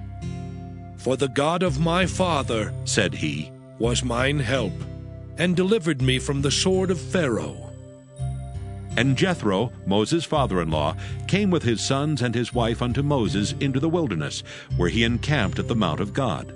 And he said unto Moses, I, thy father-in-law Jethro, am come unto thee, and thy wife and her 2 sons with her. And Moses went out to meet his father-in-law, and did obeisance, and kissed him. And they asked each other of their welfare, and they came into the tent. And Moses told his father-in-law all that the Lord had done unto Pharaoh, and to the Egyptians for Israel's sake, and all the travail that had come upon them by the way, and how the Lord delivered them. And Jethro rejoiced for all the goodness which the Lord had done to Israel, whom he had delivered out of the hand of the Egyptians. And Jethro said, Blessed be the Lord, who hath delivered you out of the hand of the Egyptians. and out of the hand of Pharaoh, who hath delivered the people from under the hand of the Egyptians. Now I know that the Lord is greater than all gods, for in the thing wherein they dealt proudly he was above them. And Jethro, Moses' father-in-law, took a burnt offering and sacrifices for God. And Aaron came, and all the elders of Israel, to eat bread with Moses' father-in-law before God. And it came to pass on the morrow that Moses sat to judge the people, and the people stood by Moses from the morning unto the evening. And when Moses' father-in-law saw all that he did to the people, he said, What is this thing that thou doest to the people? Why sittest thou thyself alone, and all the people stand by thee from morning until even? And Moses said unto his father-in-law, Because the people come unto me to inquire of God. When they have a matter, they come unto me, and I judge between one and another, and I do make them know the statutes of God and his laws. And Moses' father-in-law said unto him, The thing that thou doest is not good. Thou wilt surely wear away both thou and this people that is with thee. For this thing is too heavy for thee. Thou art not able to perform it thyself alone. Hearken now unto my voice. I will give thee counsel, and God shall be with thee. Be thou for the people to Godward, that thou mayest bring the causes unto God. And thou shalt teach them ordinances and laws, and shalt show them the way wherein they must walk, and the work that they must do. Moreover, thou shalt provide out of all the people able men such as fear God, men of truth, hating covetousness, and place such over them to be rulers of thousands, and rulers of hundreds, rulers of 50s, and rulers of 10s. And let them judge the people at all seasons. And it shall be that every great matter they shall bring unto thee, but every small matter they shall judge. So shall it be easier for thyself, and they shall bear the burden with thee. If thou shalt do this thing, and God command thee so, then thou shalt be able to endure, and all this people shall also go to their place in peace. So Moses hearkened to the voice of his father-in-law, and did all that he had said. And Moses chose able men out of all Israel, and made them heads over the people, rulers of thousands, rulers of hundreds, rulers of 50s, and rulers of 10s.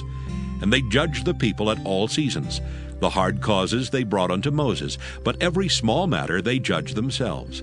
And Moses let his father-in-law depart, and he went his way into his own land. Exodus chapter 19.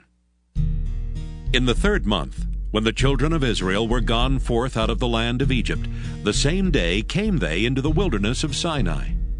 For they were departed from Rephidim, and were come to the desert of Sinai, and had pitched in the wilderness. And there Israel camped before the mount.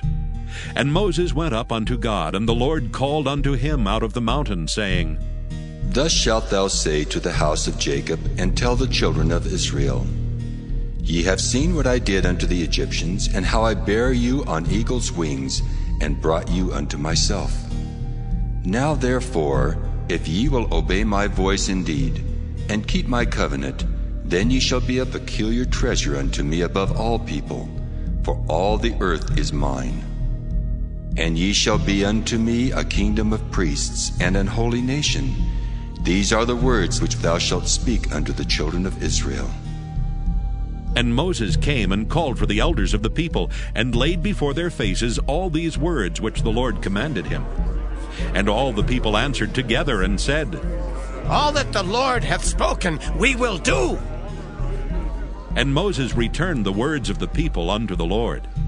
And the Lord said unto Moses, Lo, I come unto thee in a thick cloud, that the people may hear when I speak with thee, and believe thee forever.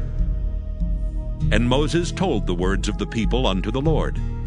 And the Lord said unto Moses, Go unto the people, and sanctify them today and tomorrow, and let them wash their clothes, and be ready against the 3rd day. For the 3rd day the Lord will come down in the sight of all the people upon Mount Sinai. And thou shalt set bounds unto the people round about, saying, Take heed to yourselves that ye go not up into the mount, or touch the border of it. Whosoever toucheth the mount shall be surely put to death. There shall not an hand touch it, but he shall surely be stoned or shot through. Whether it be beast or man, it shall not live.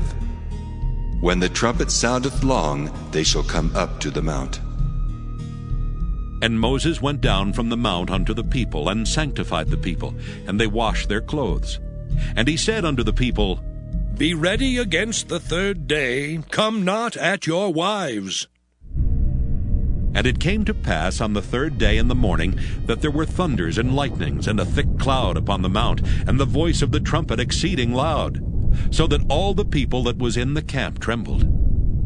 And Moses brought forth the people out of the camp to meet with God, and they stood at the nether part of the mount.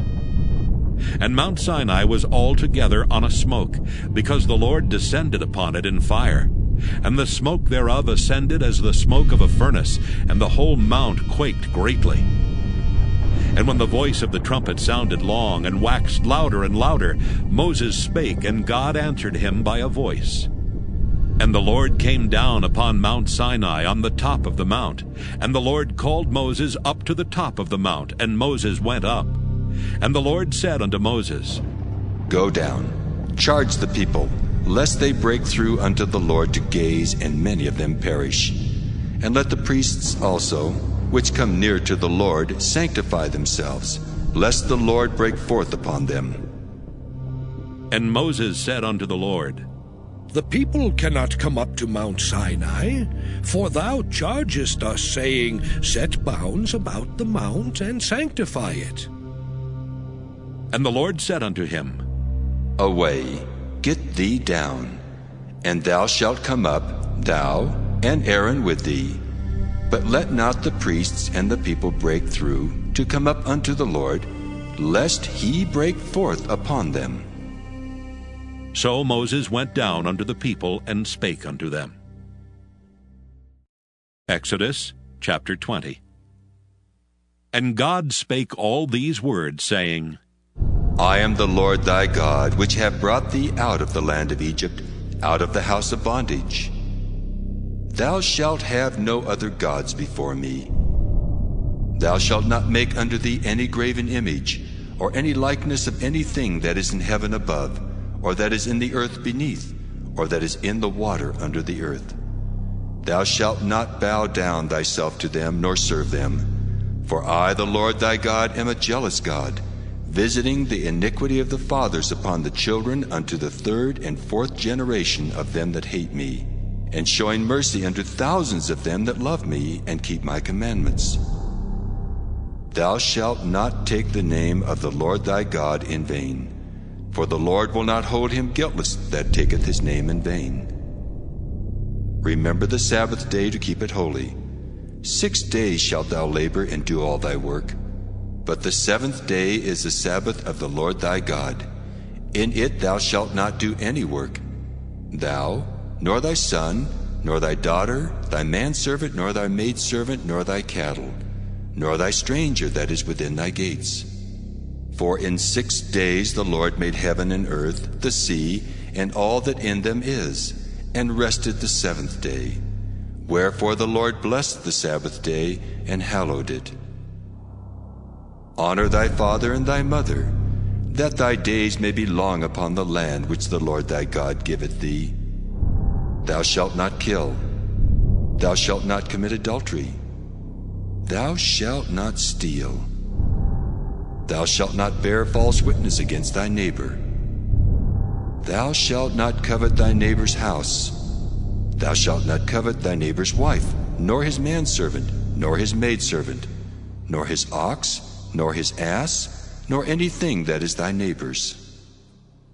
And all the people saw the thunderings, and the lightnings, and the noise of the trumpet, and the mountain smoking. And when the people saw it, they removed and stood afar off. And they said unto Moses, Speak thou with us, and we will hear, but let not God speak with us, lest we die. And Moses said unto the people, Fear not, for God is come to prove you, and that his fear may be before your faces, that ye sin not. And the people stood afar off, and Moses drew near unto the thick darkness where God was. And the Lord said unto Moses, Thus thou shalt say unto the children of Israel, Ye have seen that I have talked with you from heaven. Ye shall not make with me gods of silver, neither shall ye make unto you gods of gold. An altar of earth thou shalt make unto me, and shalt sacrifice thereon thy burnt offerings, and thy peace offerings, thy sheep and thine oxen. In all places where I record my name, I will come unto thee, and I will bless thee. And if thou wilt make me an altar of stone, thou shalt not build it of hewn stone. For if thou lift up thy tool upon it, thou hast polluted it. Neither shalt thou go up by steps unto mine altar, that thy nakedness be not discovered thereon. Exodus chapter 21. Now these are the judgments which thou shalt set before them. If thou buy an Hebrew servant, 6 years he shall serve, and in the 7th he shall go out free for nothing. If he came in by himself, he shall go out by himself. If he were married, then his wife shall go out with him. If his master have given him a wife, and she have borne him sons or daughters, the wife and her children shall be her master's, and he shall go out by himself. And if the servant shall plainly say, I love my master, my wife and my children, I will not go out free, then his master shall bring him unto the judges. He shall also bring him to the door, or unto the door post. And his master shall bore his ear through with an awl, and he shall serve him forever. And if a man sell his daughter to be a maidservant, she shall not go out as the men servants do. If she please not her master, who hath betrothed her to himself, then shall he let her be redeemed. To sell her unto a strange nation he shall have no power, seeing he hath dealt deceitfully with her. And if he have betrothed her unto his son, he shall deal with her after the manner of daughters. If he take him another wife, her food, her raiment, and her duty of marriage shall he not diminish. And if he do not these 3 unto her, then shall she go out free without money. He that smiteth a man so that he die shall be surely put to death. And if a man lie not in wait, but God deliver him into his hand, then I will appoint thee a place whither he shall flee.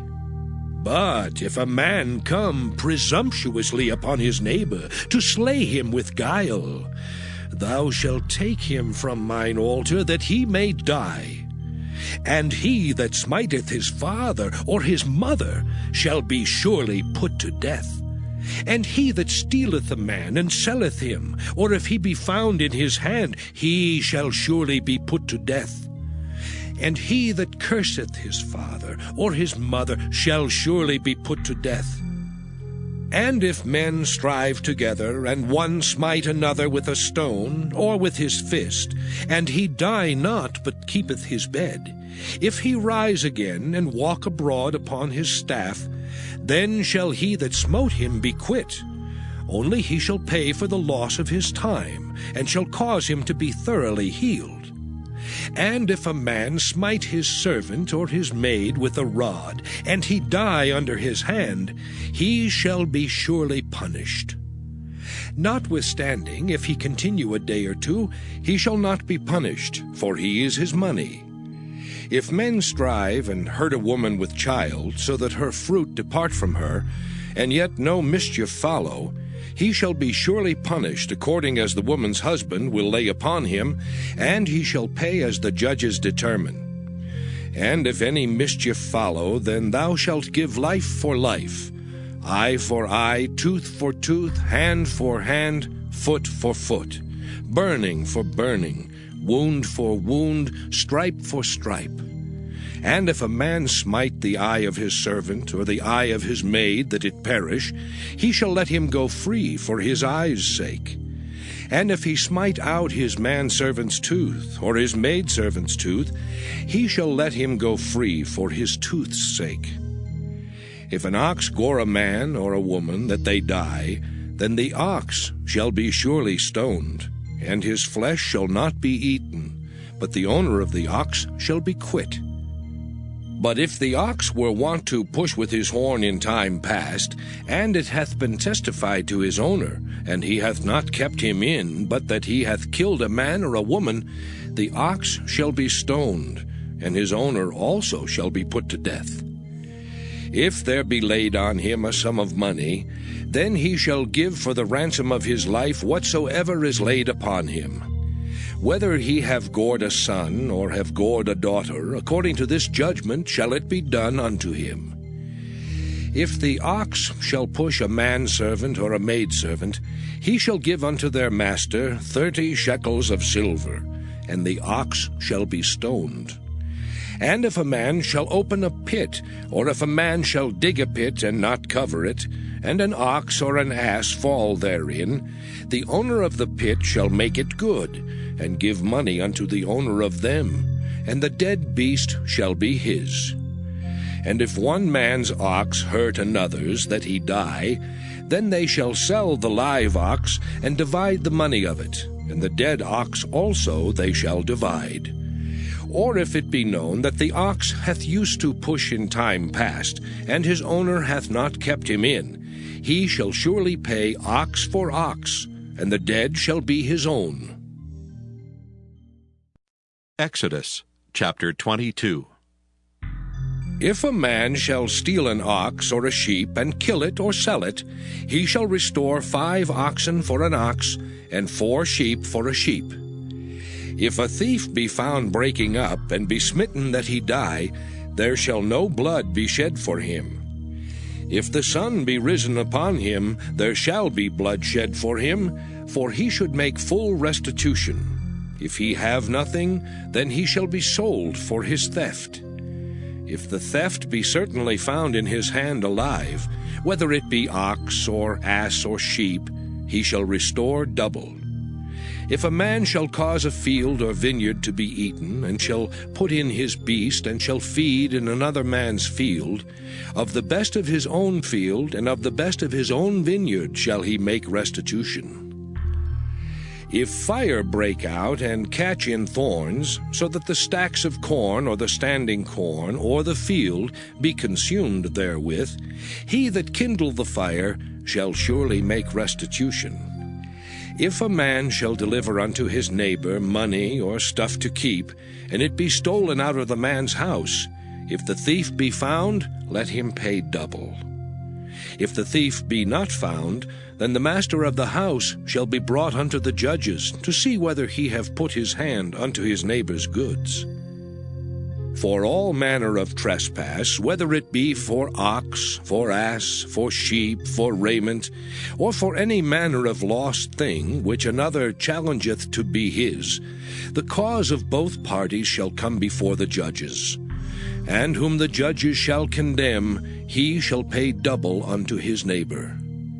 If a man deliver unto his neighbor an ass, or an ox, or a sheep, or any beast to keep, and it die, or be hurt, or driven away, no man seeing it, then shall an oath of the Lord be between them both, that he hath not put his hand unto his neighbor's goods, and the owner of it shall accept thereof, and he shall not make it good.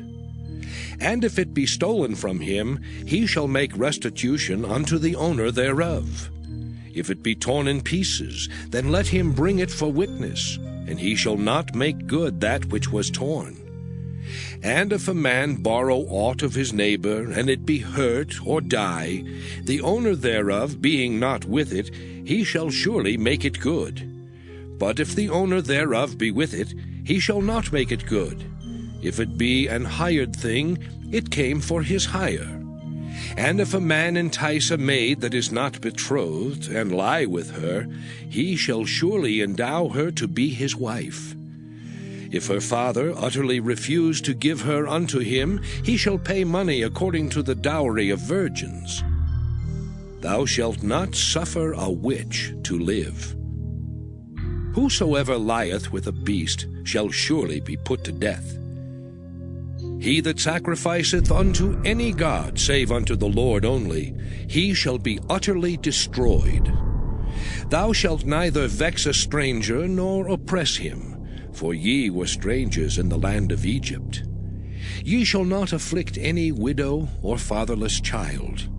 If thou afflict them in any wise, and they cry at all unto me, I will surely hear their cry. And my wrath shall wax hot, and I will kill you with the sword, and your wives shall be widows, and your children fatherless.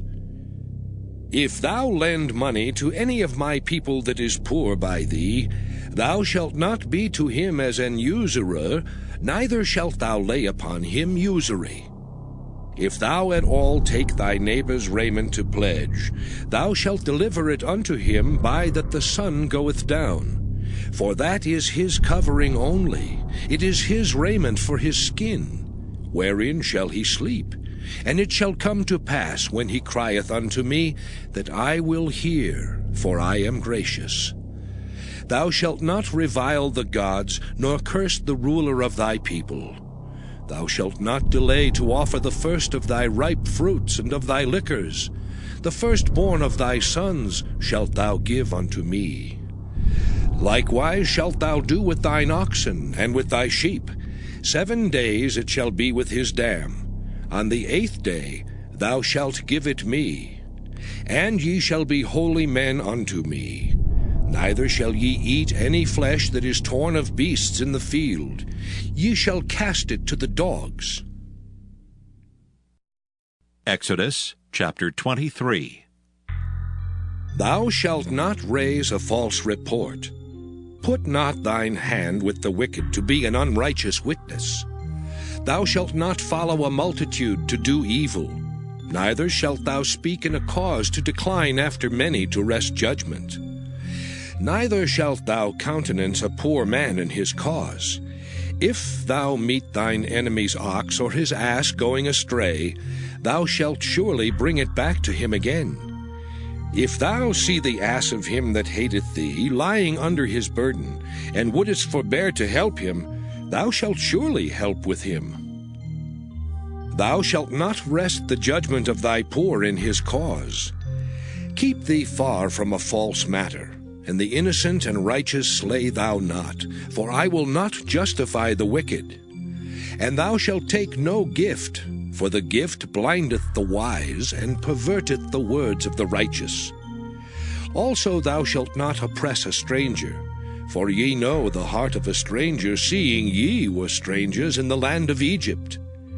And 6 years thou shalt sow thy land, and shalt gather in the fruits thereof. But the 7th year thou shalt let it rest and lie still, that the poor of thy people may eat. And what they leave the beasts of the field shall eat. In like manner thou shalt deal with thy vineyard and with thy oliveyard. 6 days thou shalt do thy work, and on the 7th day thou shalt rest. That thine ox and thine ass may rest, and the son of thy handmaid, and the stranger may be refreshed. And in all things that I have said unto you be circumspect, and make no mention of the name of other gods, neither let it be heard out of thy mouth. 3 times thou shalt keep a feast unto me in the year. Thou shalt keep the feast of unleavened bread. Thou shalt eat unleavened bread 7 days, as I commanded thee in the time appointed of the month Abib. For in it thou camest out from Egypt, and none shall appear before me empty. And the feast of harvest, the first fruits of thy labors, which thou hast sown in the field. And the feast of ingathering, which is in the end of the year, when thou hast gathered in thy labors out of the field. 3 times in the year all thy males shall appear before the Lord God. Thou shalt not offer the blood of my sacrifice with leavened bread, neither shall the fat of my sacrifice remain until the morning. The first of the firstfruits of thy land thou shalt bring into the house of the Lord thy God. Thou shalt not see the kid in his mother's milk. Behold, I send an angel before thee to keep thee in the way, and to bring thee into the place which I have prepared. Beware of him, and obey his voice. Provoke him not, for he will not pardon your transgressions, for my name is in him. But if thou shalt indeed obey his voice, and do all that I speak, then I will be an enemy unto thine enemies, and an adversary unto thine adversaries. For mine angel shall go before thee, and bring thee in unto the Amorites and the Hittites and the Perizzites, and the Canaanites and Hivites and the Jebusites, and I will cut them off. Thou shalt not bow down to their gods, nor serve them, nor do after their works, but thou shalt utterly overthrow them, and quite break down their images. And ye shall serve the Lord your God, and he shall bless thy bread and thy water, and I will take sickness away from the midst of thee. There shall nothing cast their young, nor be barren in thy land. The number of thy days I will fulfill. I will send my fear before thee, and will destroy all the people to whom thou shalt come, and I will make all thine enemies turn their backs unto thee. And I will send hornets before thee, which shall drive out the Hivite, the Canaanite, and the Hittite from before thee. I will not drive them out from before thee in 1 year, lest the land become desolate, and the beast of the field multiply against thee. By little and little I will drive them out from before thee, until thou be increased and inherit the land. And I will set thy bounds from the Red Sea even unto the sea of the Philistines, and from the desert unto the river. For I will deliver the inhabitants of the land into your hand, and thou shalt drive them out before thee. Thou shalt make no covenant with them, nor with their gods. They shall not dwell in thy land, lest they make thee sin against me. For if thou serve their gods, it will surely be a snare unto thee. Exodus chapter 24. And he said unto Moses, Come up unto the Lord, thou and Aaron, Nadab and Abihu, and 70 of the elders of Israel, and worship ye afar off. And Moses alone shall come near the Lord. But they shall not come nigh, neither shall the people go up with him. And Moses came and told the people all the words of the Lord, and all the judgments. And all the people answered with one voice, and said, All the words which the Lord hath said will we do. And Moses wrote all the words of the Lord, and rose up early in the morning, and builded an altar under the hill, and 12 pillars, according to the 12 tribes of Israel. And he sent young men of the children of Israel, which offered burnt offerings, and sacrificed peace offerings of oxen unto the Lord. And Moses took half of the blood, and put it in basins, and half of the blood he sprinkled on the altar. And he took the book of the covenant, and read in the audience of the people, and they said, All that the Lord hath said will we do, and be obedient. And Moses took the blood, and sprinkled it on the people, and said, Behold the blood of the covenant, which the Lord hath made with you concerning all these words. Then went up Moses and Aaron, Nadab and Abihu, and 70 of the elders of Israel. And they saw the God of Israel. And there was under his feet as it were a paved work of a sapphire stone, and as it were the body of heaven in his clearness. And upon the nobles of the children of Israel he laid not his hand. Also they saw God, and did eat and drink. And the Lord said unto Moses, Come up to me into the mount, and be there, and I will give thee tables of stone, and a law and commandments which I have written, that thou mayest teach them. And Moses rose up, and his minister Joshua. And Moses went up into the mount of God. And he said unto the elders, Tarry ye here for us, until we come again unto you. And behold, Aaron and Hur are with you. If any man have any matters to do, let him come unto them. And Moses went up into the mount, and a cloud covered the mount. And the glory of the Lord abode upon Mount Sinai, and the cloud covered it 6 days. And the 7th day he called unto Moses out of the midst of the cloud. And the sight of the glory of the Lord was like devouring fire on the top of the mount in the eyes of the children of Israel. And Moses went into the midst of the cloud, and gat him up into the mount. And Moses was in the mount 40 days and 40 nights. Exodus chapter 25. And the Lord spake unto Moses, saying, Speak unto the children of Israel, that they bring me an offering. Of every man that giveth it willingly with his heart, ye shall take my offering. And this is the offering which ye shall take of them: gold and silver and brass, and blue and purple and scarlet, and fine linen and goat's hair, and ram's skins dyed red, and badger's skins, and shittim wood, oil for the light, spices for anointing oil and for sweet incense, onyx stones, and stones to be set in the ephod and in the breastplate. And let them make me a sanctuary, that I may dwell among them, according to all that I show thee, after the pattern of the tabernacle, and the pattern of all the instruments thereof, even so shall ye make it. And they shall make an ark of shittim wood.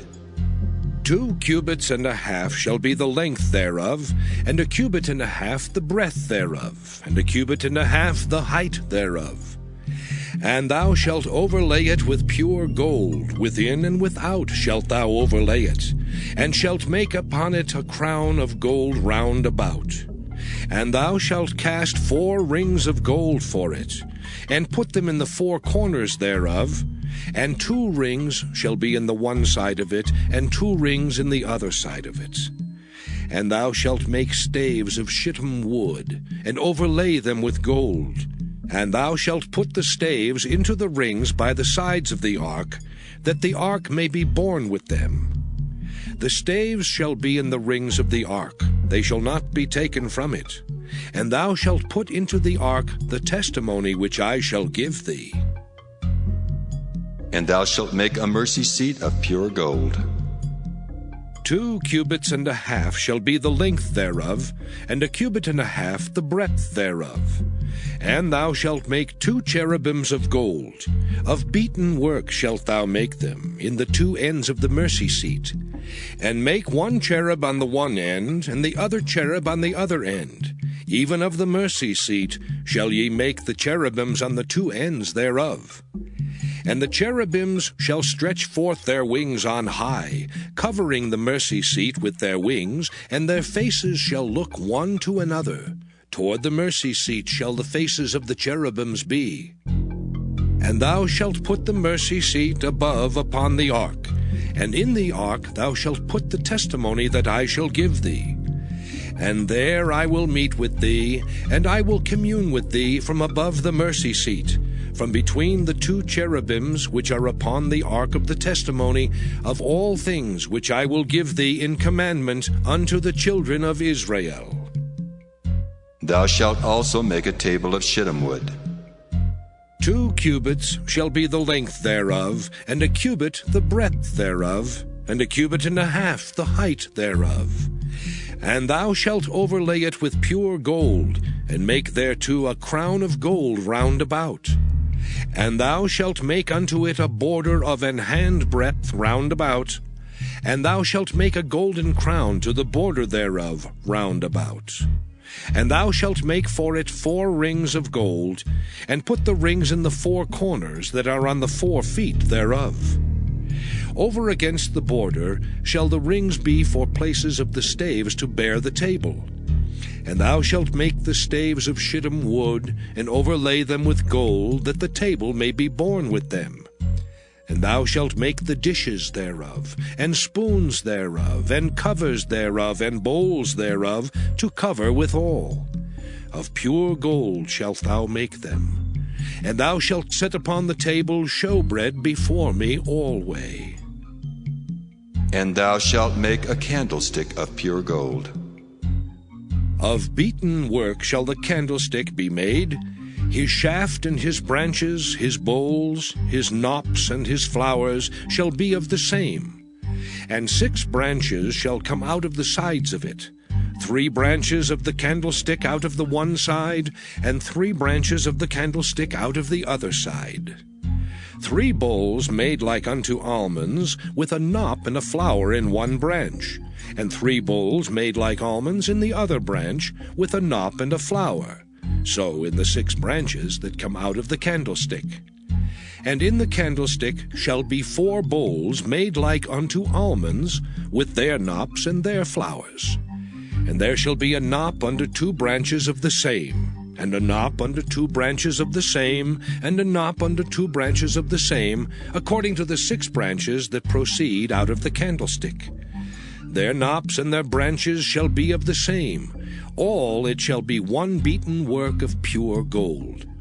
And thou shalt make the 7 lamps thereof, and they shall light the lamps thereof, that they may give light over against it. And the tongs thereof, and the snuff dishes thereof, shall be of pure gold. Of a talent of pure gold shall he make it, with all these vessels.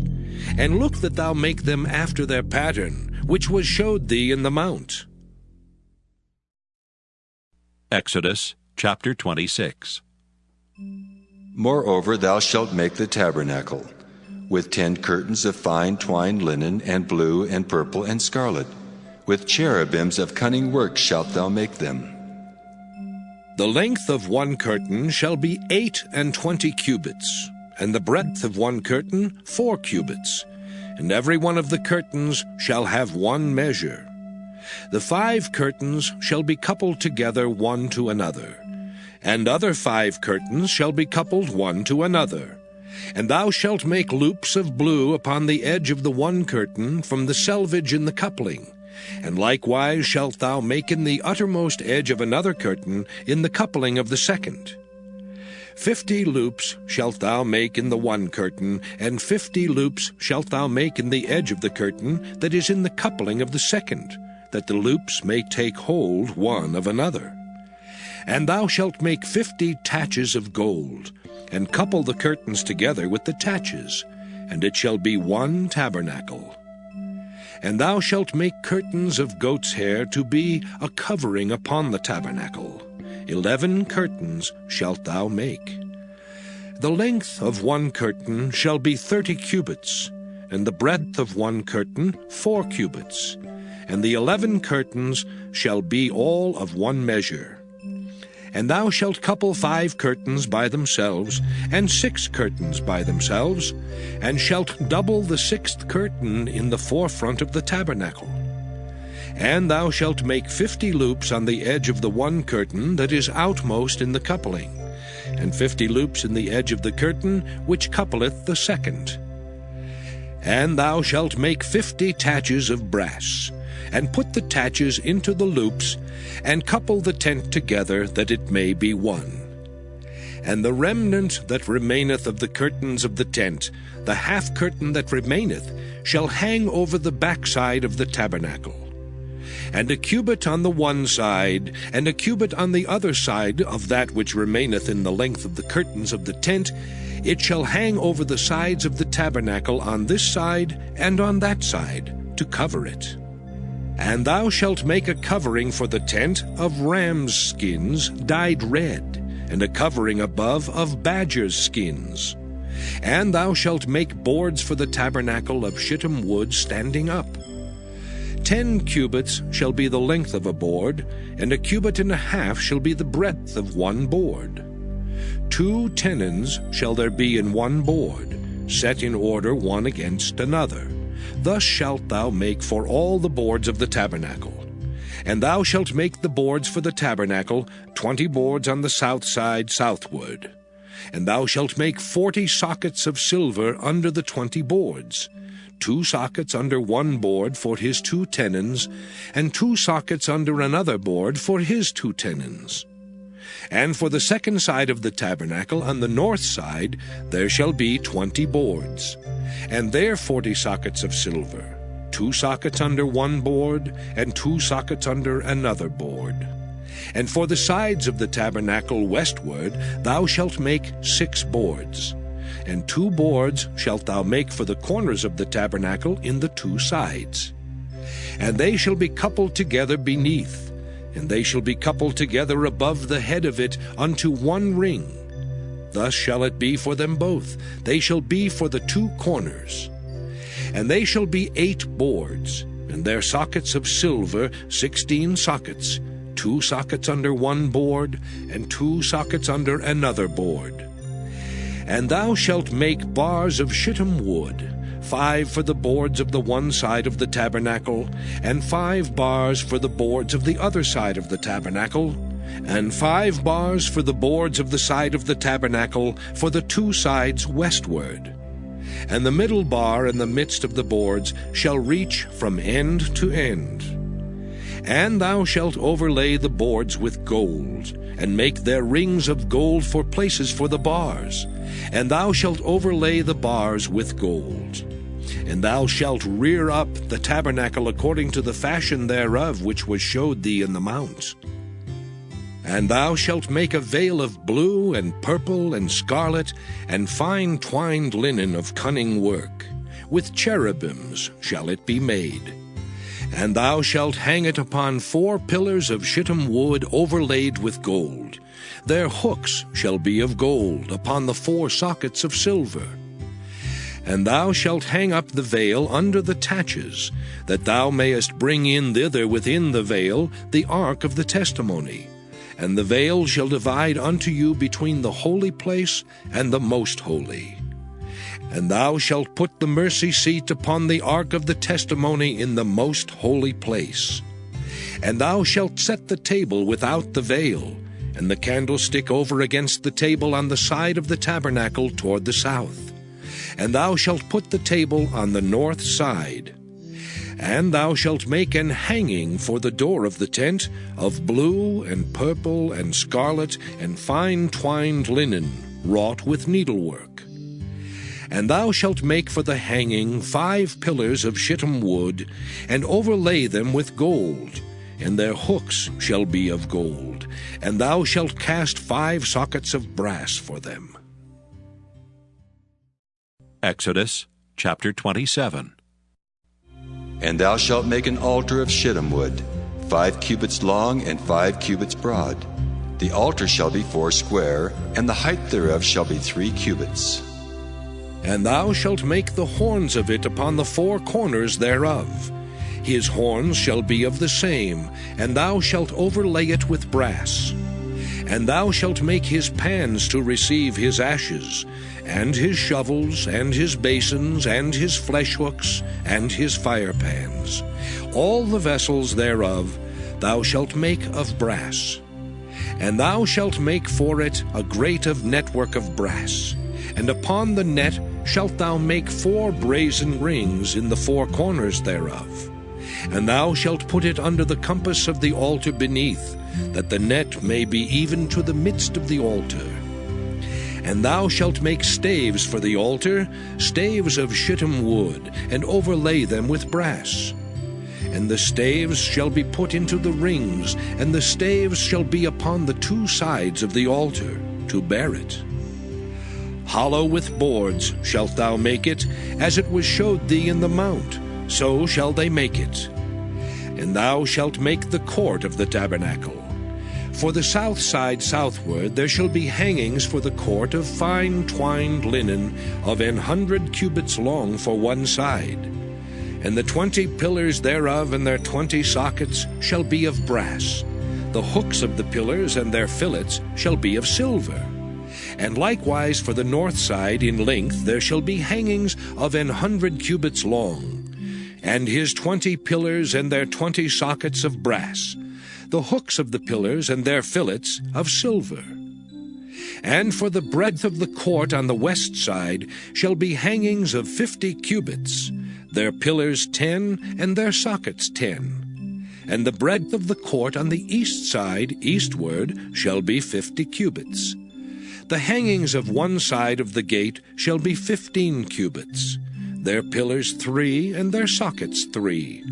And on the other side shall be hangings 15 cubits, their pillars 3, and their sockets 3. And for the gate of the court shall be an hanging of 20 cubits, of blue and purple and scarlet and fine twined linen, wrought with needlework. And their pillars shall be 4, and their sockets 4. All the pillars round about the court shall be filleted with silver. Their hooks shall be of silver, and their sockets of brass. The length of the court shall be 100 cubits, and the breadth 50 everywhere, and the height 5 cubits of fine twined linen, and their sockets of brass. All the vessels of the tabernacle in all the service thereof, and all the pins thereof, and all the pins of the court shall be of brass. And thou shalt command the children of Israel that they bring thee pure olive oil beaten for the light, to cause the lamp to burn always. In the tabernacle of the congregation without the veil, which is before the testimony, Aaron and his sons shall order it from evening to morning before the Lord. It shall be a statute forever unto their generations on the behalf of the children of Israel. Exodus chapter 28. And take thou unto thee Aaron thy brother, and his sons with him from among the children of Israel, that he may minister unto me in the priest's office. Even Aaron, Nadab and Abihu, Eleazar and Ithamar, Aaron's sons. And thou shalt make holy garments for Aaron thy brother, for glory and for beauty. And thou shalt speak unto all that are wise-hearted, whom I have filled with the spirit of wisdom, that they may make Aaron's garments to consecrate him, that he may minister unto me in the priest's office. And these are the garments which they shall make: a breastplate, and an ephod, and a robe, and a broidered coat, a mitre, and a girdle. And they shall make holy garments for Aaron thy brother and his sons, that he may minister unto me in the priest's office. And they shall take gold, and blue, and purple, and scarlet, and fine linen. And they shall make the ephod of gold, of blue, and of purple, of scarlet, and fine twined linen, with cunning work. It shall have the 2 shoulder pieces thereof joined at the 2 edges thereof, and so it shall be joined together. And the curious girdle of the ephod, which is upon it, shall be of the same, according to the work thereof, even of gold, of blue, and purple, and scarlet, and fine twined linen. And thou shalt take 2 onyx stones, and grave on them the names of the children of Israel, 6 of their names on 1 stone, and the other 6 names of the rest on the other stone, according to their birth. With the work of an engraver in stone, like the engravings of a signet, shalt thou engrave the 2 stones with the names of the children of Israel.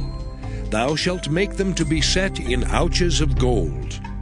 And thou shalt put the 2 stones upon the shoulders of the ephod for stones of memorial unto the children of Israel.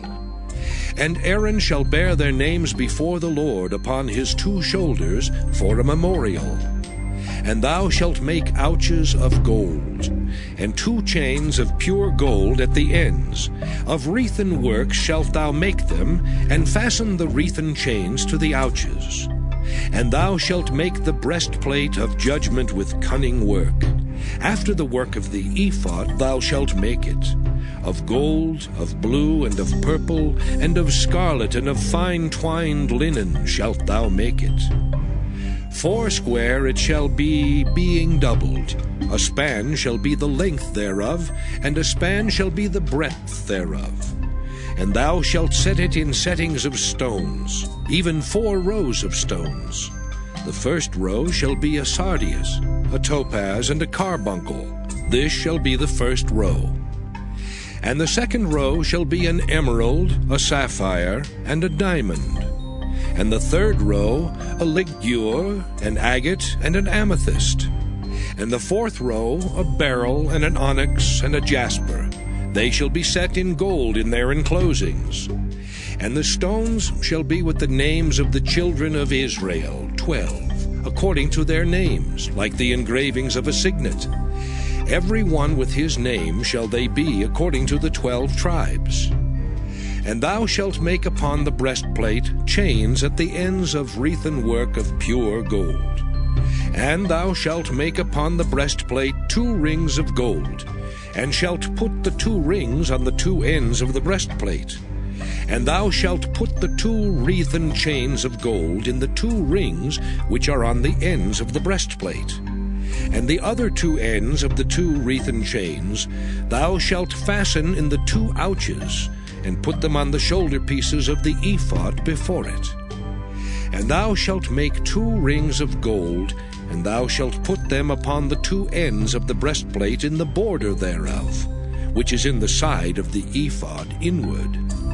And 2 other rings of gold thou shalt make, and shalt put them on the 2 sides of the ephod underneath, toward the forepart thereof, over against the other coupling thereof, above the curious girdle of the ephod. And they shall bind the breastplate by the rings thereof unto the rings of the ephod with a lace of blue, that it may be above the curious girdle of the ephod, and that the breastplate be not loosed from the ephod. And Aaron shall bear the names of the children of Israel in the breastplate of judgment upon his heart, when he goeth in unto the holy place for a memorial before the Lord continually. And thou shalt put in the breastplate of judgment the Urim and the Thummim, and they shall be upon Aaron's heart when he goeth in before the Lord. And Aaron shall bear the judgment of the children of Israel upon his heart before the Lord continually. And thou shalt make the robe of the ephod all of blue, and there shall be an hole in the top of it, in the midst thereof. It shall have a binding of woven work round about the hole of it, as it were the hole of an habergeon, that it be not rent. And beneath upon the hem of it thou shalt make pomegranates of blue, and of purple, and of scarlet, round about the hem thereof, and bells of gold between them round about. A golden bell and a pomegranate, a golden bell and a pomegranate, upon the hem of the robe round about. And it shall be upon Aaron to minister, and his sound shall be heard when he goeth in unto the holy place before the Lord, and when he cometh out, that he die not. And thou shalt make a plate of pure gold, and grave upon it, like the engravings of a signet, Holiness to the Lord. And thou shalt put it on a blue lace, that it may be upon the mitre, upon the forefront of the mitre it shall be. And it shall be upon Aaron's forehead, that Aaron may bear the iniquity of the holy things which the children of Israel shall hallow in all their holy gifts. And it shall be always upon his forehead, that they may be accepted before the Lord. And thou shalt embroider the coat of fine linen, and thou shalt make the mitre of fine linen, and thou shalt make the girdle of needlework. And for Aaron's sons thou shalt make coats, and thou shalt make for them girdles, and bonnets shalt thou make for them, for glory and for beauty. And thou shalt put them upon Aaron thy brother, and his sons with him, and shalt anoint them, and consecrate them, and sanctify them, that they may minister unto me in the priest's office. And thou shalt make them linen breeches to cover their nakedness. From the loins even unto the thighs they shall reach. And they shall be upon Aaron and upon his sons when they come in unto the tabernacle of the congregation, or when they come near unto the altar to minister in the holy place, that they bear not iniquity and die. It shall be a statute forever unto him and his seed after him. Exodus chapter 29. And this is the thing that thou shalt do unto them to hallow them, to minister unto me in the priest's office. Take 1 young bullock and 2 rams without blemish, and unleavened bread, and cakes unleavened, tempered with oil, and wafers unleavened, anointed with oil. Of wheaten flour shalt thou make them. And thou shalt put them into 1 basket, and bring them in the basket with the bullock and the 2 rams. And Aaron and his sons thou shalt bring unto the door of the tabernacle of the congregation, and shalt wash them with water. And thou shalt take the garments, and put upon Aaron the coat, and the robe of the ephod, and the breastplate, and gird him with the curious girdle of the ephod. And thou shalt put the mitre upon his head, and put the holy crown upon the mitre. Then shalt thou take the anointing oil, and pour it upon his head, and anoint him. And thou shalt bring his sons, and put coats upon them. And thou shalt gird them with girdles, Aaron and his sons, and put the bonnets on them. And the priest's office shall be theirs for a perpetual statute. And thou shalt consecrate Aaron and his sons. And thou shalt cause a bullock to be brought before the tabernacle of the congregation. And Aaron and his sons shall put their hands upon the head of the bullock. And thou shalt kill the bullock before the Lord, by the door of the tabernacle of the congregation. And thou shalt take of the blood of the bullock, and put it upon the horns of the altar with thy finger, and pour all the blood beside the bottom of the altar. And thou shalt take all the fat that covereth the inwards, and the caul that is above the liver, and the 2 kidneys, and the fat that is upon them, and burn them upon the altar. But the flesh of the bullock, and his skin, and his dung, shalt thou burn with fire without the camp. It is a sin offering. Thou shalt also take 1 ram, and Aaron and his sons shall put their hands upon the head of the ram. And thou shalt slay the ram, and thou shalt take his blood, and sprinkle it round about upon the altar. And thou shalt cut the ram in pieces, and wash the inwards of him, and his legs, and put them unto his pieces, and unto his head. And thou shalt burn the whole ram upon the altar. It is a burnt offering unto the Lord. It is a sweet savour, an offering made by fire unto the Lord. And thou shalt take the other ram, and Aaron and his sons shall put their hands upon the head of the ram. Then shalt thou kill the ram, and take of his blood, and put it upon the tip of the right ear of Aaron, and upon the tip of the right ear of his sons, and upon the thumb of their right hand, and upon the great toe of their right foot, and sprinkle the blood upon the altar round about. And thou shalt take of the blood that is upon the altar, and of the anointing oil, and sprinkle it upon Aaron, and upon his garments, and upon his sons, and upon the garments of his sons with him. And he shall be hallowed, and his garments, and his sons' garments with him. Also thou shalt take of the ram the fat and the rump, and the fat that covereth the inwards, and the caul above the liver, and the 2 kidneys, and the fat that is upon them, and the right shoulder, for it is a ram of consecration. And 1 loaf of bread, and 1 cake of oiled bread, and 1 wafer out of the basket of the unleavened bread that is before the Lord. And thou shalt put all in the hands of Aaron, and in the hands of his sons, and shalt wave them for a wave offering before the Lord. And thou shalt receive them of their hands, and burn them upon the altar for a burnt offering, for a sweet savour before the Lord. It is an offering made by fire unto the Lord.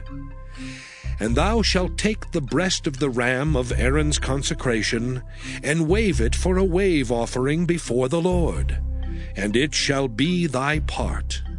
And thou shalt sanctify the breast of the wave offering, and the shoulder of the heave offering, which is waved and which is heaved up, of the ram of the consecration, even of that which is for Aaron, and of that which is for his sons.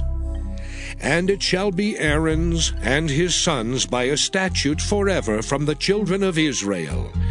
For it is an heave offering, and it shall be an heave offering from the children of Israel of the sacrifice of their peace offerings, even their heave offering unto the Lord.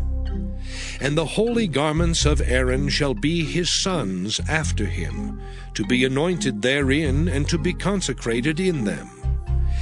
And that son that is priest in his stead shall put them on 7 days, when he cometh into the tabernacle of the congregation to minister in the holy place. And thou shalt take the ram of the consecration, and seethe his flesh in the holy place. And Aaron and his sons shall eat the flesh of the ram, and the bread that is in the basket by the door of the tabernacle of the congregation. And they shall eat those things wherewith the atonement was made, to consecrate and to sanctify them. But a stranger shall not eat thereof, because they are holy. And if aught of the flesh of the consecrations, or of the bread, remain unto the morning, then thou shalt burn the remainder with fire. It shall not be eaten, because it is holy. And thus shalt thou do unto Aaron, and to his sons according to all things which I have commanded thee. 7 days shalt thou consecrate them. And thou shalt offer every day a bullock for a sin offering for atonement. And thou shalt cleanse the altar, when thou hast made an atonement for it, and thou shalt anoint it, to sanctify it. 7 days thou shalt make an atonement for the altar, and sanctify it. And it shall be an altar most holy. Whatsoever toucheth the altar shall be holy.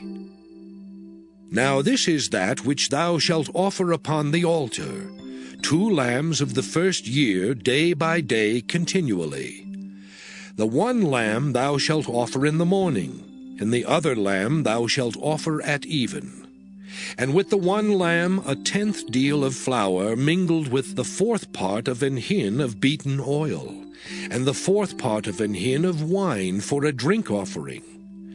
And the other lamb thou shalt offer at even, and shalt do thereto according to the meat offering of the morning, and according to the drink offering thereof, for a sweet savour, an offering made by fire unto the Lord.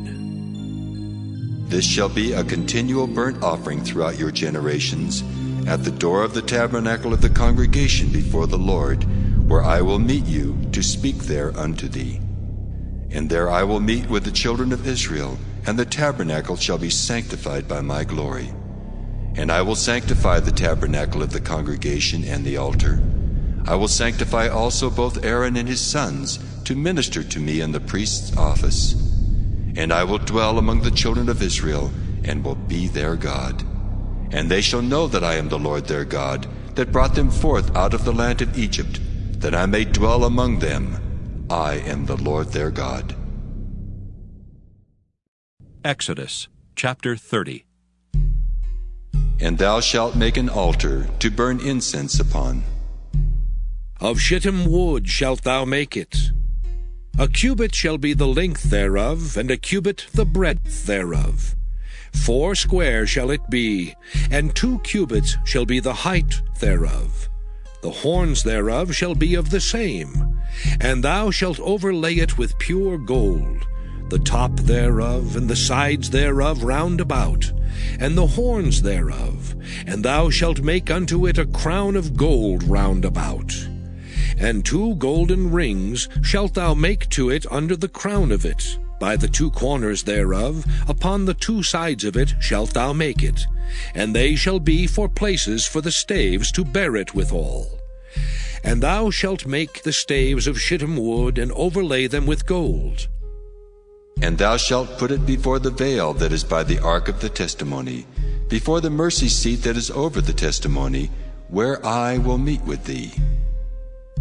And Aaron shall burn thereon sweet incense every morning. When he dresseth the lamps, he shall burn incense upon it. And when Aaron lighteth the lamps at even, he shall burn incense upon it, a perpetual incense before the Lord throughout your generations. Ye shall offer no strange incense thereon, nor burnt sacrifice, nor meat offering. Neither shall ye pour drink offering thereon. And Aaron shall make an atonement upon the horns of it once in a year with the blood of the sin offering of atonements. Once in the year shall he make atonement upon it throughout your generations. It is most holy unto the Lord. And the Lord spake unto Moses, saying, When thou takest the sum of the children of Israel after their number, then shall they give every man a ransom for his soul unto the Lord, when thou numberest them. That there be no plague among them when thou numberest them. This they shall give every one that passeth among them that are numbered, half a shekel after the shekel of the sanctuary. A shekel is 20 gerahs, and half shekel shall be the offering of the Lord. Every one that passeth among them that are numbered, from 20 years old and above, shall give an offering unto the Lord. The rich shall not give more, and the poor shall not give less than half a shekel when they give an offering unto the Lord, to make an atonement for your souls.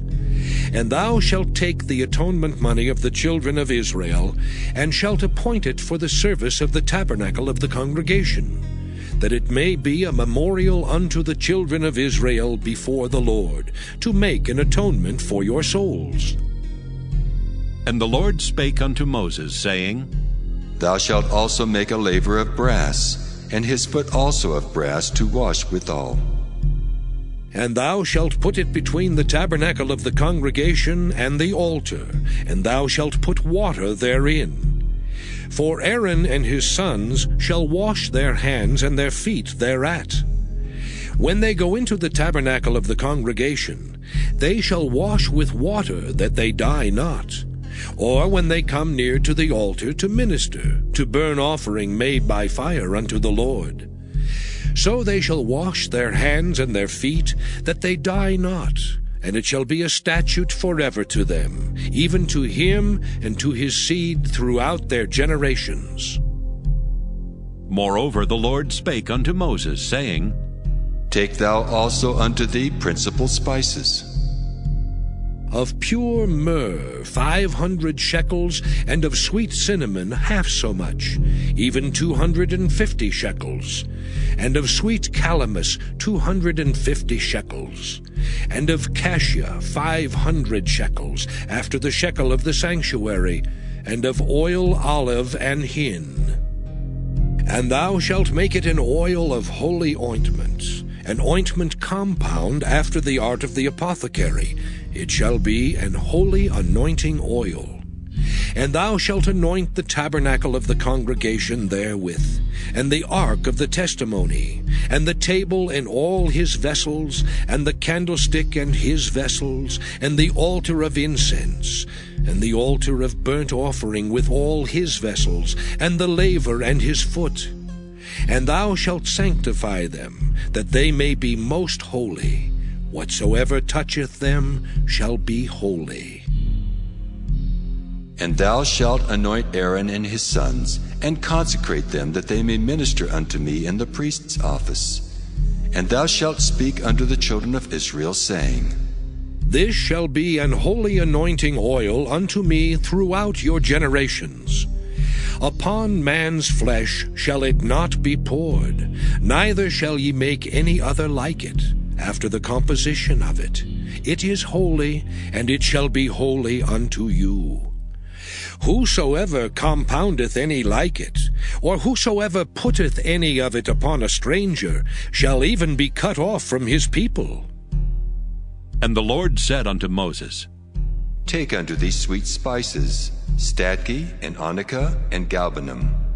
These sweet spices with pure frankincense, of each shall there be a like weight.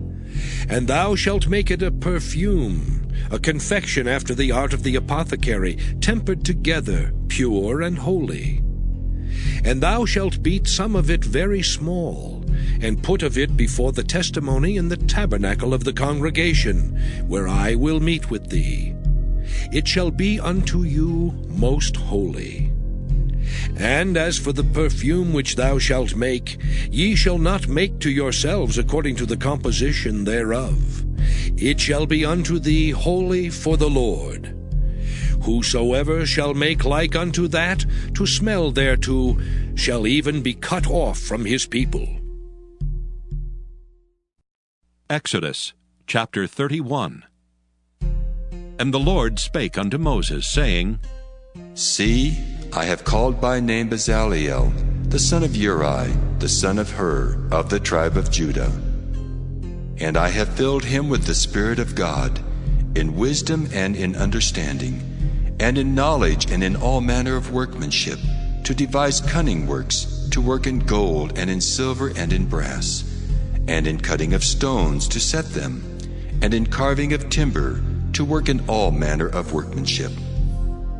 And I, behold, I have given with him Aholiab, the son of Ahisamach of the tribe of Dan.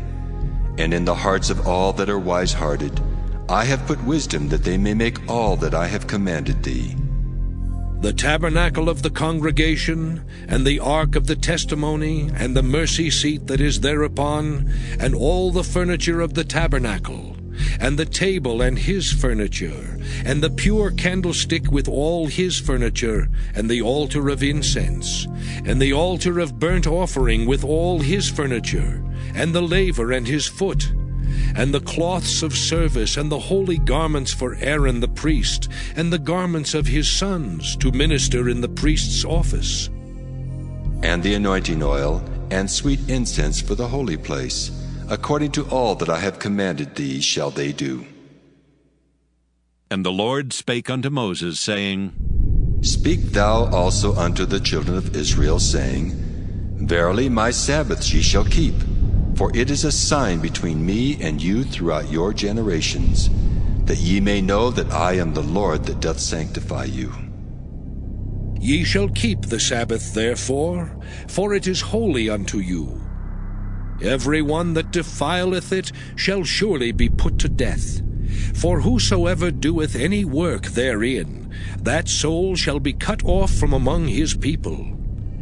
6 days may work be done, but in the 7th is the Sabbath of rest, holy to the Lord.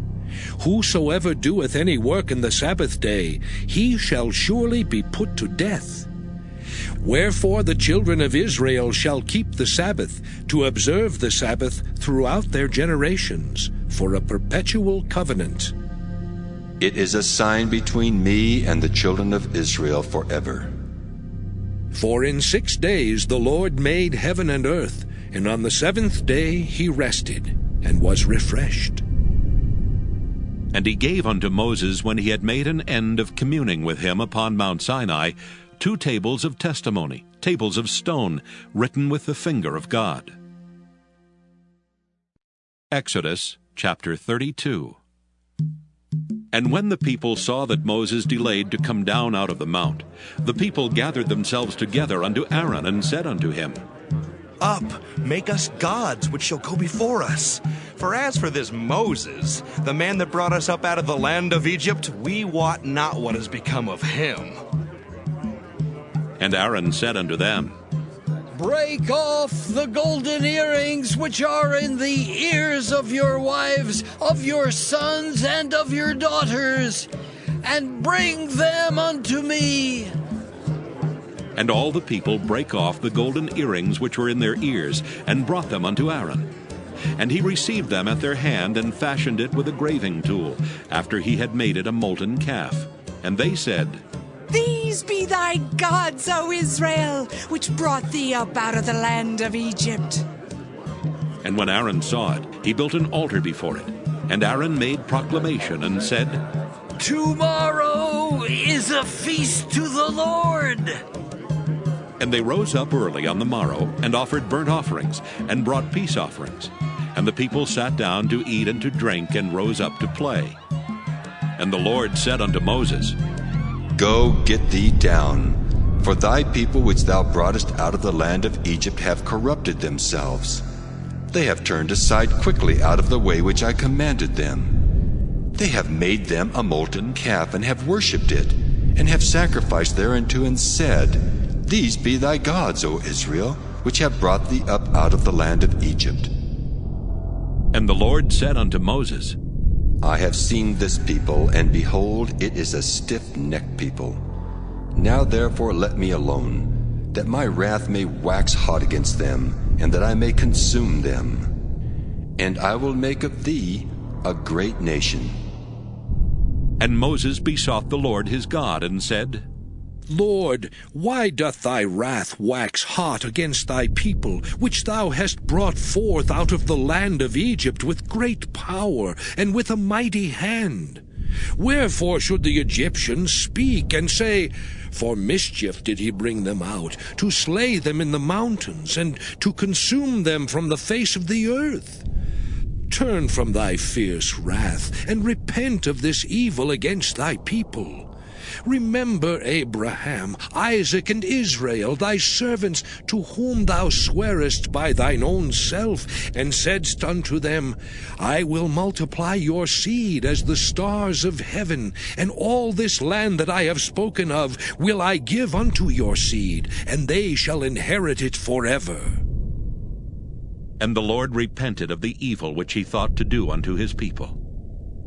And Moses turned and went down from the mount, and the 2 tables of the testimony were in his hand. The tables were written on both their sides. On the one side and on the other were they written. And the tables were the work of God, and the writing was the writing of God, graven upon the tables. And when Joshua heard the noise of the people as they shouted, he said unto Moses, There is a noise of war in the camp. And he said, It is not the voice of them that shout for mastery, neither is it the voice of them that cry for being overcome, but the noise of them that sing do I hear. And it came to pass, as soon as he came nigh unto the camp, that he saw the calf and the dancing. And Moses' anger waxed hot, and he cast the tables out of his hands, and brake them beneath the mount. And he took the calf which they had made, and burnt it in the fire, and ground it to powder, and strawed it upon the water, and made the children of Israel drink of it. And Moses said unto Aaron, What did this people unto thee, that thou hast brought so great a sin upon them? And Aaron said, Let not the anger of my Lord wax hot. Thou knowest the people, that they are set on mischief. For they said unto me, Make us gods, which shall go before us.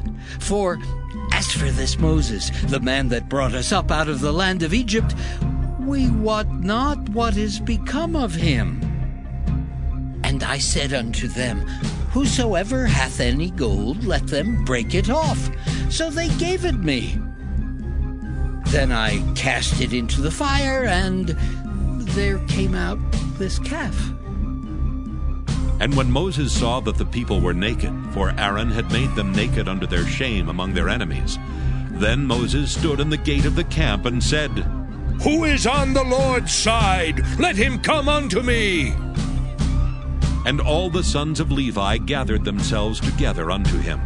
And he said unto them, Thus saith the Lord God of Israel, Put every man his sword by his side, and go in and out from gate to gate throughout the camp, and slay every man his brother, and every man his companion, and every man his neighbor.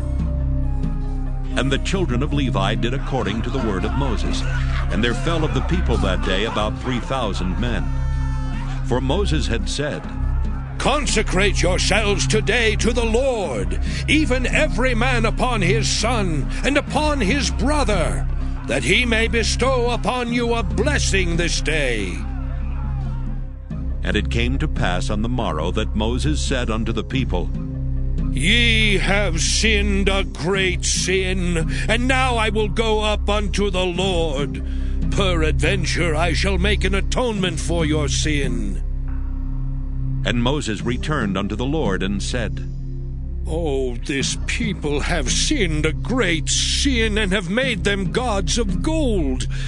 Yet now, if thou wilt forgive their sin, and if not, blot me, I pray thee, out of thy book which thou hast written. And the Lord said unto Moses, Whosoever hath sinned against me, him will I blot out of my book. Therefore now go, lead the people unto the place of which I have spoken unto thee. Behold, mine angel shall go before thee. Nevertheless, in the day when I visit, I will visit their sin upon them. And the Lord plagued the people, because they made the calf which Aaron made. Exodus chapter 33. And the Lord said unto Moses, Depart and go up hence, thou and the people which thou hast brought up out of the land of Egypt, unto the land which I swear unto Abraham, to Isaac, and to Jacob, saying, Unto thy seed will I give it. And I will send an angel before thee, and I will drive out the Canaanite, the Amorite, and the Hittite, and the Perizzite, the Hivite, and the Jebusite. unto a land flowing with milk and honey, for I will not go up in the midst of thee, for thou art a stiff-necked people, lest I consume thee in the way. And when the people heard these evil tidings, they mourned, and no man did put on him his ornaments. For the Lord had said unto Moses, Say unto the children of Israel, Ye are a stiff-necked people. I will come up into the midst of thee in a moment, and consume thee. Therefore now put off thine ornaments from thee, that I may know what to do unto thee. And the children of Israel stripped themselves of their ornaments by the Mount Horeb. And Moses took the tabernacle, and pitched it without the camp, afar off from the camp, and called it the tabernacle of the congregation. And it came to pass that every one which sought the Lord went out unto the tabernacle of the congregation, which was without the camp. And it came to pass, when Moses went out unto the tabernacle, that all the people rose up, and stood every man at his tent door, and looked after Moses until he was gone into the tabernacle. And it came to pass, as Moses entered into the tabernacle, the cloudy pillar descended, and stood at the door of the tabernacle. And the Lord talked with Moses. And all the people saw the cloudy pillar stand at the tabernacle door. And all the people rose up and worshipped, every man in his tent door. And the Lord spake unto Moses face to face, as a man speaketh unto his friend. And he turned again into the camp. But his servant Joshua, the son of Nun, a young man, departed not out of the tabernacle. And Moses said unto the Lord, See, thou sayest unto me, Bring up this people, and thou hast not let me know whom thou wilt send with me. Yet thou hast said, I know thee by name, and thou hast also found grace in my sight. Now therefore I pray thee, if I have found grace in thy sight, show me now thy way, that I may know thee, that I may find grace in thy sight, and consider that this nation is thy people. And he said, My presence shall go with thee, and I will give thee rest. And he said unto him, If thy presence go not with me, carry us not up hence. For wherein shall it be known here that I and thy people have found grace in thy sight? Is it not in that thou goest with us? So shall we be separated, I and thy people, from all the people that are upon the face of the earth. And the Lord said unto Moses, I will do this thing also that thou hast spoken, for thou hast found grace in my sight, and I know thee by name. And he said, I beseech thee, show me thy glory. And he said, I will make all my goodness pass before thee, and I will proclaim the name of the Lord before thee, and will be gracious to whom I will be gracious, and will show mercy on whom I will show mercy. And he said, Thou canst not see my face, for there shall no man see me and live.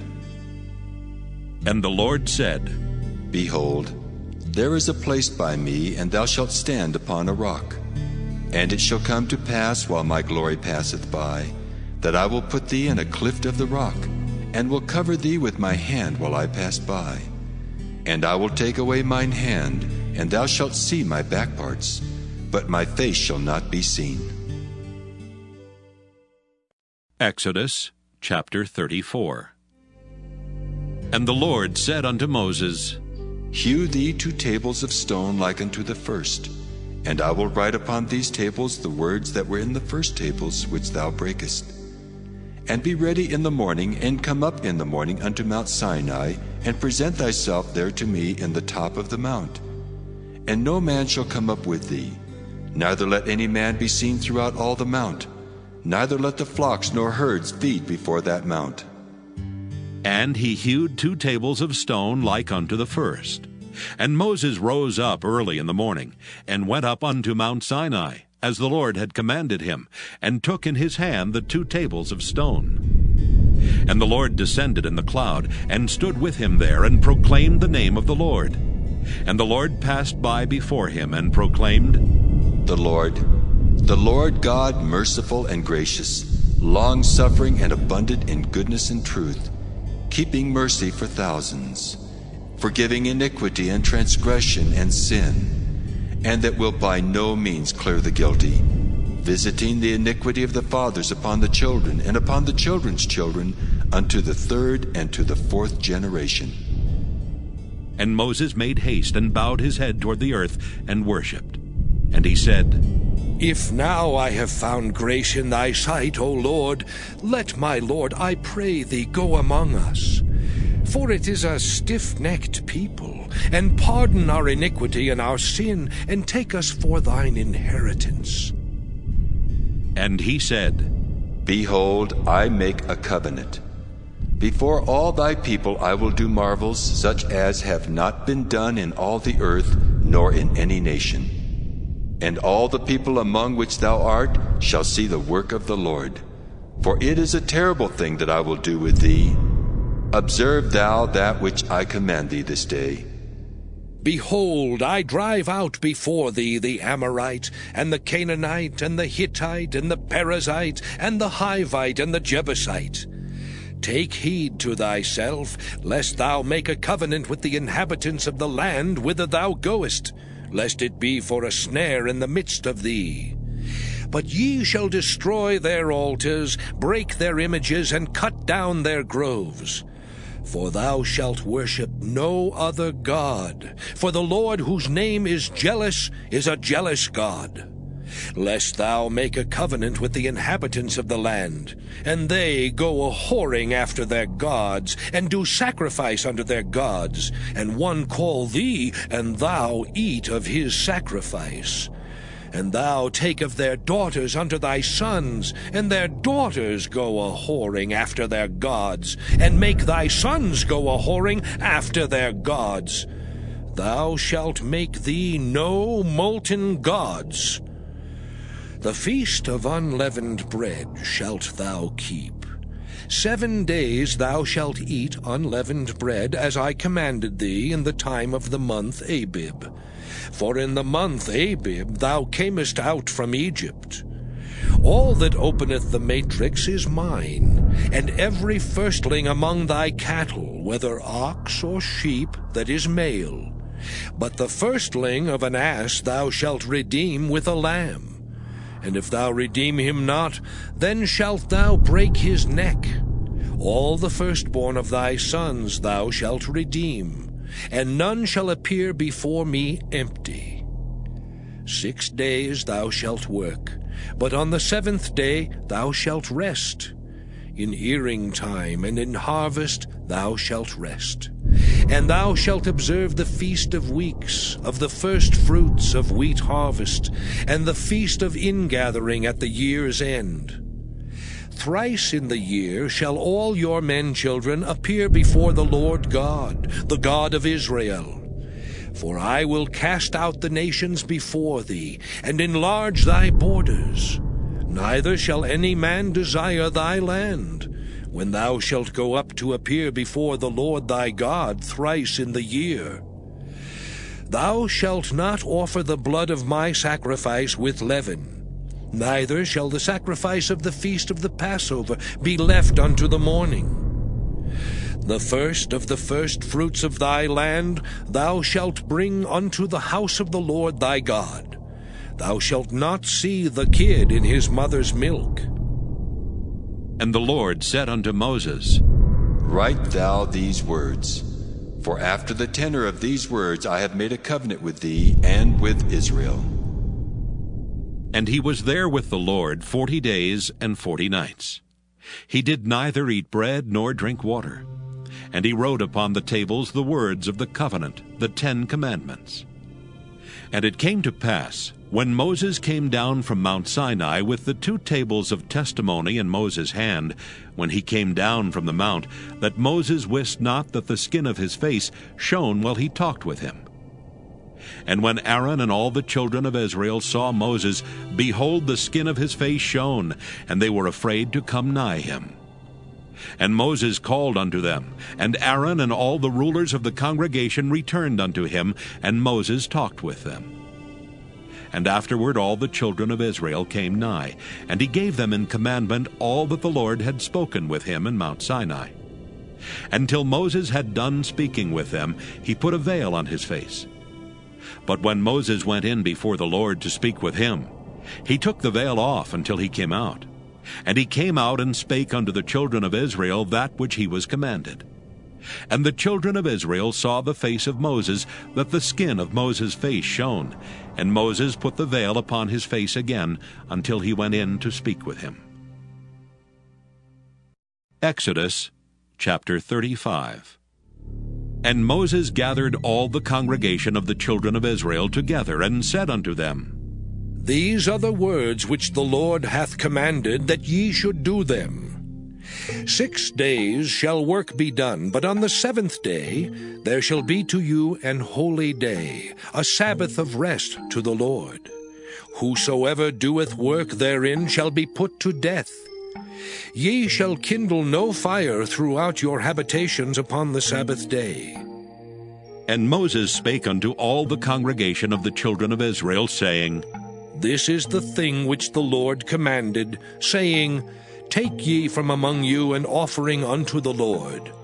Whosoever is of a willing heart, let him bring it, an offering of the Lord, gold and silver and brass, and blue and purple and scarlet, and fine linen, and goat's hair, and ram's skins dyed red, and badger's skins, and shittim wood, and oil for the light, and spices for anointing oil, and for the sweet incense, and onyx stones, and stones to be set for the ephod, and for the breastplate. And every wise-hearted among you shall come, and make all that the Lord hath commanded. The tabernacle, his tent and his covering, his taches and his boards, his bars, his pillars and his sockets, the ark and the staves thereof with the mercy seat and the veil of the covering, the table and his staves, and all his vessels and the showbread, the candlestick also for the light, and his furniture, and his lamps with the oil for the light, and the incense altar, and his staves, and the anointing oil, and the sweet incense, and the hanging for the door at the entering in of the tabernacle, the altar of burnt offering with his brazen grate, his staves and all his vessels, the laver and his foot, the hangings of the court, his pillars and their sockets, and the hanging for the door of the court, the pins of the tabernacle and the pins of the court and their cords, the cloths of service to do service in the holy place, the holy garments for Aaron the priest, and the garments of his sons to minister in the priest's office. And all the congregation of the children of Israel departed from the presence of Moses. And they came, every one whose heart stirred him up, and every one whom his spirit made willing, and they brought the Lord's offering to the work of the tabernacle of the congregation, and for all his service, and for the holy garments. And they came, both men and women, as many as were willing-hearted, and brought bracelets and earrings and rings and tablets, all jewels of gold. And every man that offered an offering of gold unto the Lord. And every man with whom was found blue and purple and scarlet and fine linen, and goat's hair and red skins of rams and badgers' skins brought them. Every one that did offer an offering of silver and brass brought the Lord's offering. And every man with whom was found shittim wood for any work of the service brought it. And all the women that were wise-hearted did spin with their hands, and brought that which they had spun, both of blue and of purple and of scarlet and of fine linen. And all the women whose heart stirred them up in wisdom spun goat's hair. And the rulers brought onyx stones, and stones to be set for the ephod, and for the breastplate, and spice and oil for the light, and for the anointing oil, and for the sweet incense. The children of Israel brought a willing offering unto the Lord, every man and woman whose heart made them willing to bring for all manner of work, which the Lord had commanded to be made by the hand of Moses. And Moses said unto the children of Israel, See, the Lord hath called by name Bezaleel, the son of Uri, the son of Hur, of the tribe of Judah. And he hath filled him with the Spirit of God, in wisdom, in understanding, and in knowledge, and in all manner of workmanship, and to devise curious works, to work in gold, and in silver, and in brass, and in the cutting of stones to set them, and in carving of wood to make any manner of cunning work. And he hath put in his heart that he may teach, both he and Aholiab the son of Ahisamach of the tribe of Dan. Them hath he filled with wisdom of heart, to work all manner of work, of the engraver, and of the cunning workman, and of the embroiderer, in blue and in purple, in scarlet and in fine linen, and of the weaver, even of them that do any work, and of those that devise cunning work. Exodus chapter 36. Then wrought Bezaleel and Aholiab, and every wise-hearted man in whom the Lord put wisdom and understanding, to know how to work all manner of work for the service of the sanctuary, according to all that the Lord had commanded. And Moses called Bezaleel and Aholiab, and every wise-hearted man, in whose heart the Lord had put wisdom, even every one whose heart stirred him up, to come unto the work to do it. And they received of Moses all the offering which the children of Israel had brought for the work of the service of the sanctuary, to make it withal. And they brought yet unto him free offerings every morning. And all the wise men that wrought all the work of the sanctuary came every man from his work which they made. And they spake unto Moses, saying, The people bring much more than enough for the service of the work which the Lord commanded to make. And Moses gave commandment, and they caused it to be proclaimed throughout the camp, saying, Let neither man nor woman make any more work for the offering of the sanctuary. So the people were restrained from bringing. For the stuff they had was sufficient for all the work to make it, and too much. And every wise-hearted man among them that wrought the work of the tabernacle made 10 curtains of fine twined linen, and blue and purple and scarlet. With cherubims of cunning work made he them. The length of one curtain was 28 cubits, and the breadth of one curtain 4 cubits. The curtains were all of one size. And he coupled the 5 curtains one unto another, and the other 5 curtains he coupled one unto another. And he made loops of blue on the edge of one curtain from the selvage in the coupling. Likewise he made in the uttermost side of another curtain in the coupling of the second. 50 loops made he in one curtain, and 50 loops made he in the edge of the curtain which was in the coupling of the second. The loops held one curtain to another. And he made 50 taches of gold, and coupled the curtains one unto another with the taches. So it became one tabernacle. And he made curtains of goat's hair for the tent over the tabernacle. 11 curtains he made them. The length of one curtain was 30 cubits, and 4 cubits was the breadth of one curtain. The 11 curtains were of one size. And he coupled 5 curtains by themselves, and 6 curtains by themselves. And he made 50 loops upon the uttermost edge of the curtain in the coupling, and 50 loops made he upon the edge of the curtain which coupleth the second. And he made 50 taches of brass to couple the tent together, that it might be one. And he made a covering for the tent of ram's skins dyed red, and a covering of badger's skins above that. And he made boards for the tabernacle of shittim wood standing up. The length of a board was 10 cubits, and the breadth of a board 1 cubit and a half. One board had 2 tenons, equally distant from one another. Thus did he make for all the boards of the tabernacle. And he made boards for the tabernacle, 20 boards for the south side southward. And 40 sockets of silver he made under the 20 boards, 2 sockets under one board for his 2 tenons, and 2 sockets under another board for his 2 tenons. And for the other side of the tabernacle, which is toward the north corner, he made 20 boards, and there 40 sockets of silver, 2 sockets under one board, and 2 sockets under another board. And for the sides of the tabernacle westward he made 6 boards, and 2 boards made he for the corners of the tabernacle in the 2 sides. And they were coupled beneath, and coupled together at the head thereof to one ring. Thus he did to both of them in both the corners. And there were 8 boards, and their sockets were 16 sockets of silver, under every board 2 sockets. And he made bars of shittim wood, 5 for the boards of the one side of the tabernacle, and 5 bars for the boards of the other side of the tabernacle, and 5 bars for the boards of the tabernacle for the sides westward. And he made the middle bar to shoot through the boards from the one end to the other. And he overlaid the boards with gold, and made their rings of gold to be places for the bars, and overlaid the bars with gold. And he made a veil of blue and purple and scarlet and fine twined linen. With cherubims made he it of cunning work. And he made thereunto 4 pillars of shittim wood, and overlaid them with gold. Their hooks were of gold, and he cast for them 4 sockets of silver.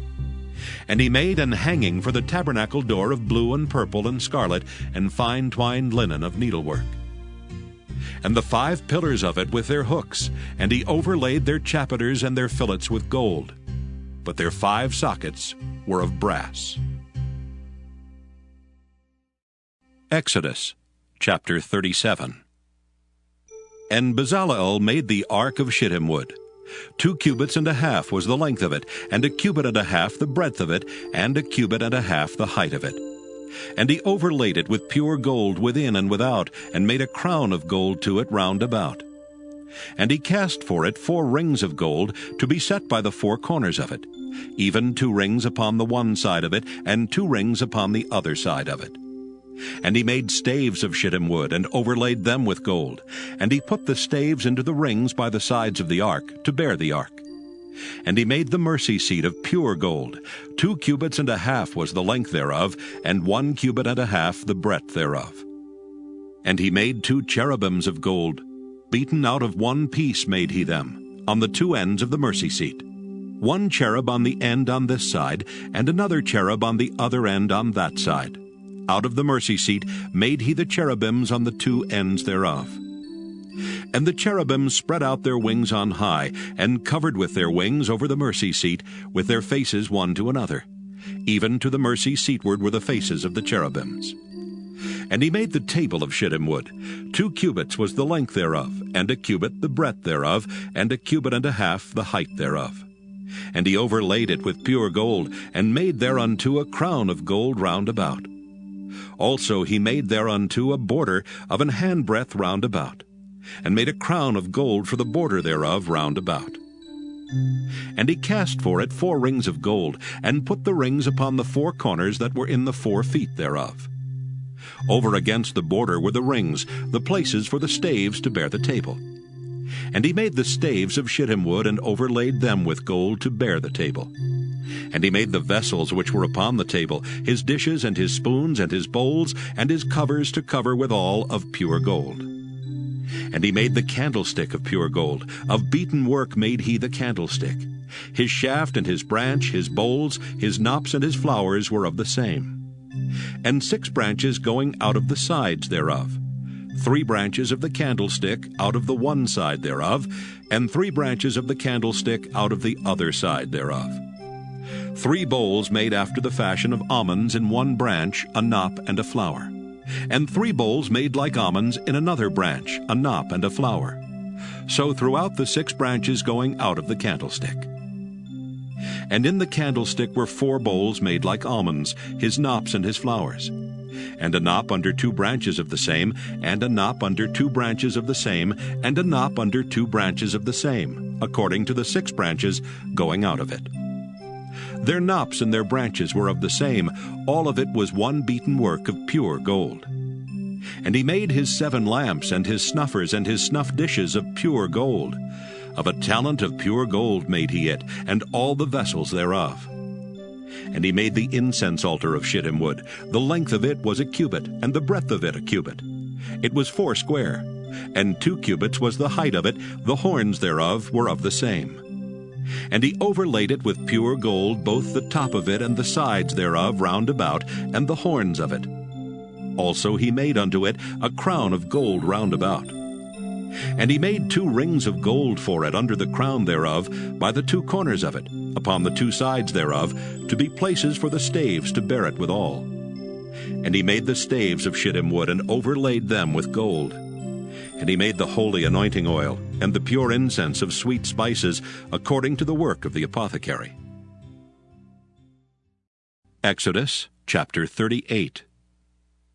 And he made the altar of burnt offering of shittim wood. 5 cubits was the length thereof, and 5 cubits the breadth thereof. It was 4 square, and 3 cubits the height thereof.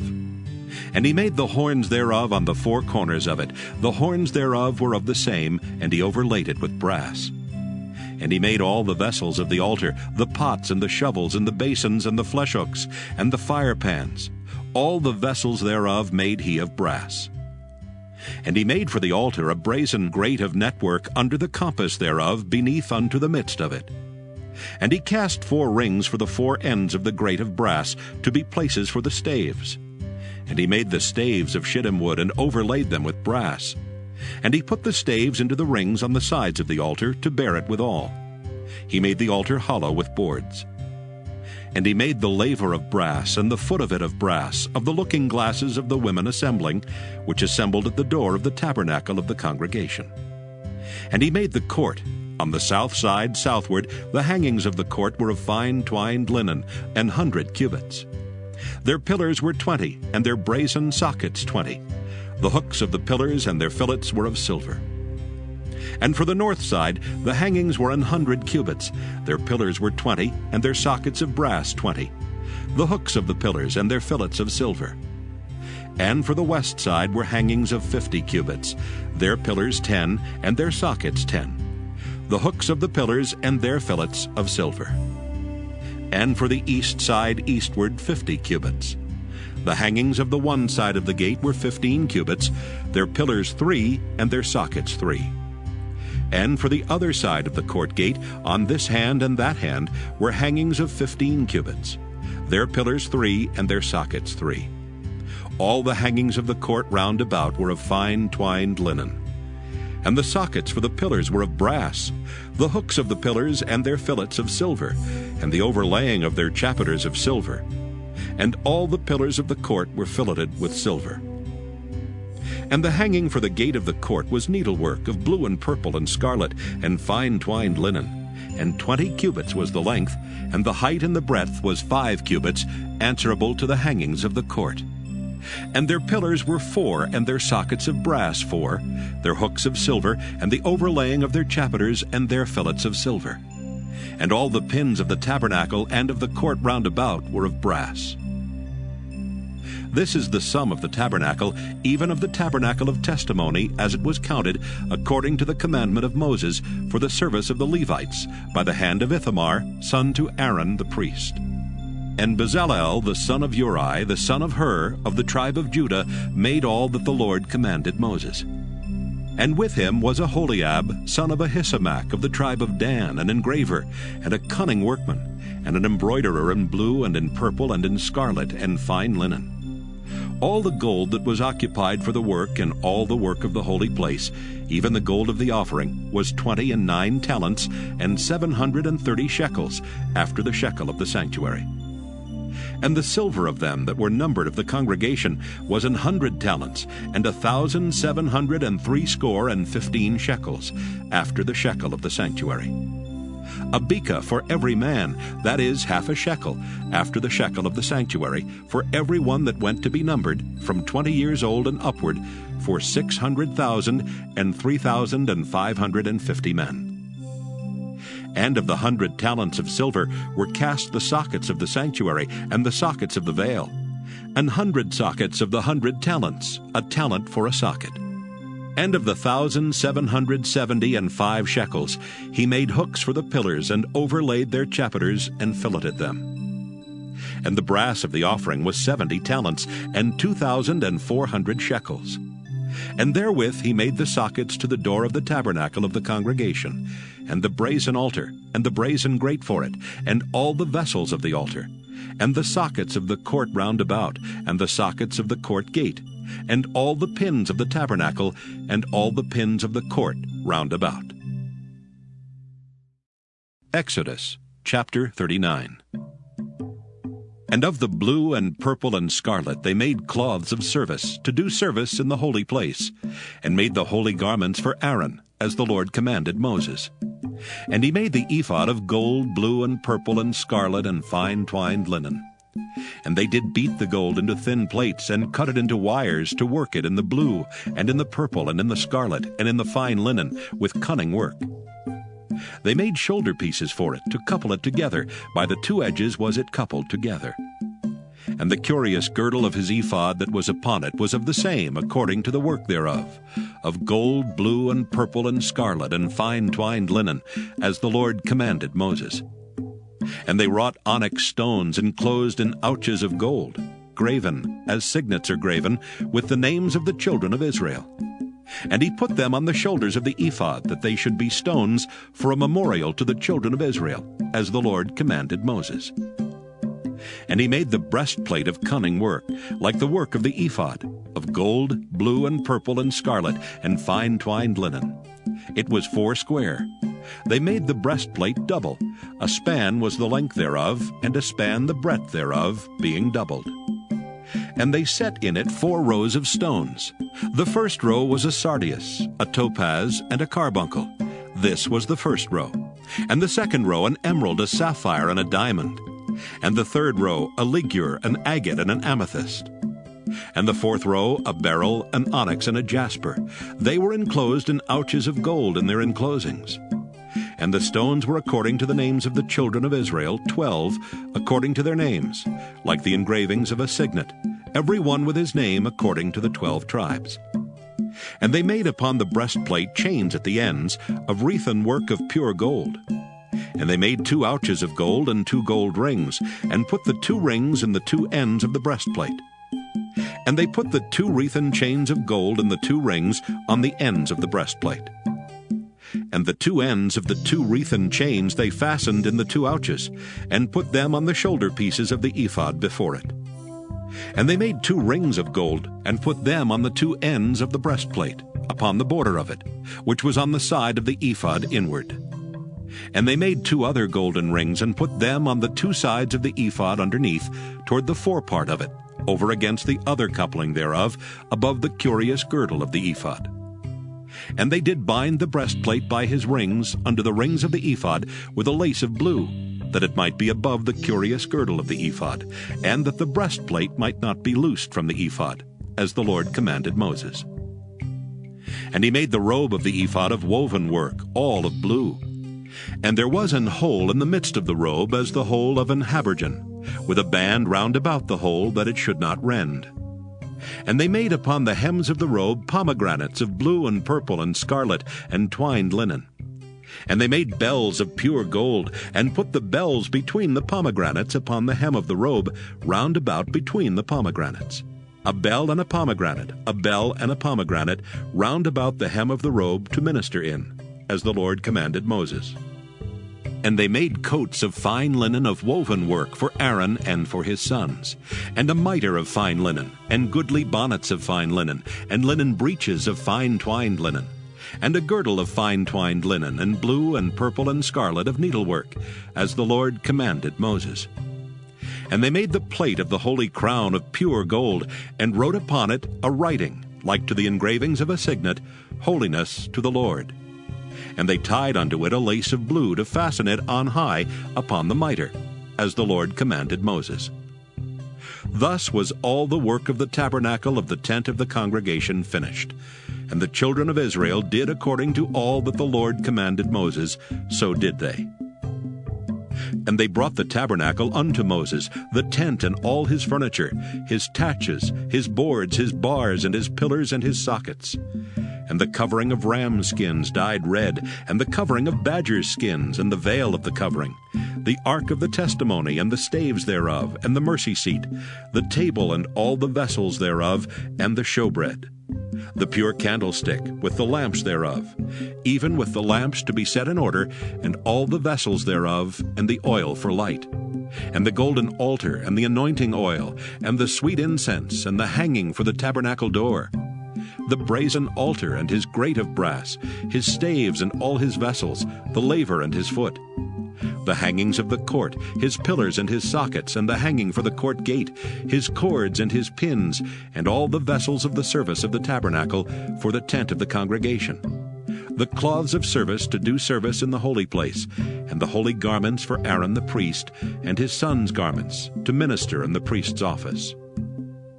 According to all that the Lord commanded Moses, so the children of Israel made all the work. And Moses did look upon all the work, and behold, they had done it as the Lord had commanded, even so had they done it. And Moses blessed them. Exodus chapter 40. And the Lord spake unto Moses, saying, On the first day of the first month shalt thou set up the tabernacle of the tent of the congregation. And thou shalt put therein the ark of the testimony, and cover the ark with the veil. And thou shalt bring in the table, and set in order the things that are to be set in order upon it. And thou shalt bring in the candlestick, and light the lamps thereof. And thou shalt set the altar of gold for the incense before the ark of the testimony, and put the hanging of the door to the tabernacle. And thou shalt set the altar of the burnt offering before the door of the tabernacle of the tent of the congregation. And thou shalt set the laver between the tent of the congregation and the altar, and shalt put water therein. And thou shalt set up the court round about, and hang up the hanging at the court gate. And thou shalt take the anointing oil, and anoint the tabernacle and all that is therein, and shalt hallow it and all the vessels thereof, and it shall be holy. And thou shalt anoint the altar of the burnt offering, and all his vessels, and sanctify the altar, and it shall be an altar most holy. And thou shalt anoint the laver and his foot, and sanctify it. And thou shalt bring Aaron and his sons unto the door of the tabernacle of the congregation, and wash them with water. And thou shalt put upon Aaron the holy garments, and anoint him, and sanctify him, that he may minister unto me in the priest's office. And thou shalt bring his sons, and clothe them with coats. And thou shalt anoint them as thou didst anoint their father, that they may minister unto me in the priest's office. For their anointing shall surely be an everlasting priesthood throughout their generations. Thus did Moses, according to all that the Lord commanded him, so did he. And it came to pass in the first month in the 2nd year, on the first day of the month, that the tabernacle was reared up. And Moses reared up the tabernacle, and fastened his sockets, and set up the boards thereof, and put in the bars thereof, and reared up his pillars. And he spread abroad the tent over the tabernacle, and put the covering of the tent above upon it, as the Lord commanded Moses. And he took and put the testimony into the ark, and set the staves on the ark, and put the mercy seat above upon the ark. And he brought the ark into the tabernacle, and set up the veil of the covering, and covered the ark of the testimony, as the Lord commanded Moses. And he put the table in the tent of the congregation upon the side of the tabernacle northward without the veil. And he set the bread in order upon it before the Lord, as the Lord had commanded Moses. And he put the candlestick in the tent of the congregation over against the table on the side of the tabernacle southward. And he lighted the lamps before the Lord, as the Lord commanded Moses. And he put the golden altar in the tent of the congregation before the veil. And he burnt sweet incense thereon, as the Lord commanded Moses. And he set up the hanging at the door of the tabernacle. And he put the altar of burnt offering by the door of the tabernacle of the tent of the congregation, and offered upon it the burnt offering and the meat offering, as the Lord commanded Moses. And he set the laver between the tent of the congregation and the altar, and put water there to wash withal. And Moses and Aaron and his sons washed their hands and their feet thereat. When they went into the tent of the congregation, and when they came near unto the altar, they washed, as the Lord commanded Moses. And he reared up the court round about the tabernacle and the altar, and set up the hanging of the court gate. So Moses finished the work. Then a cloud covered the tent of the congregation, and the glory of the Lord filled the tabernacle. And Moses was not able to enter into the tent of the congregation, because the cloud abode thereon, and the glory of the Lord filled the tabernacle. And when the cloud was taken up from over the tabernacle, the children of Israel went onward in all their journeys. But if the cloud were not taken up, then they journeyed not till the day that it was taken up. For the cloud of the Lord was upon the tabernacle by day, and fire was on it by night, in the sight of all the house of Israel, throughout all their journeys.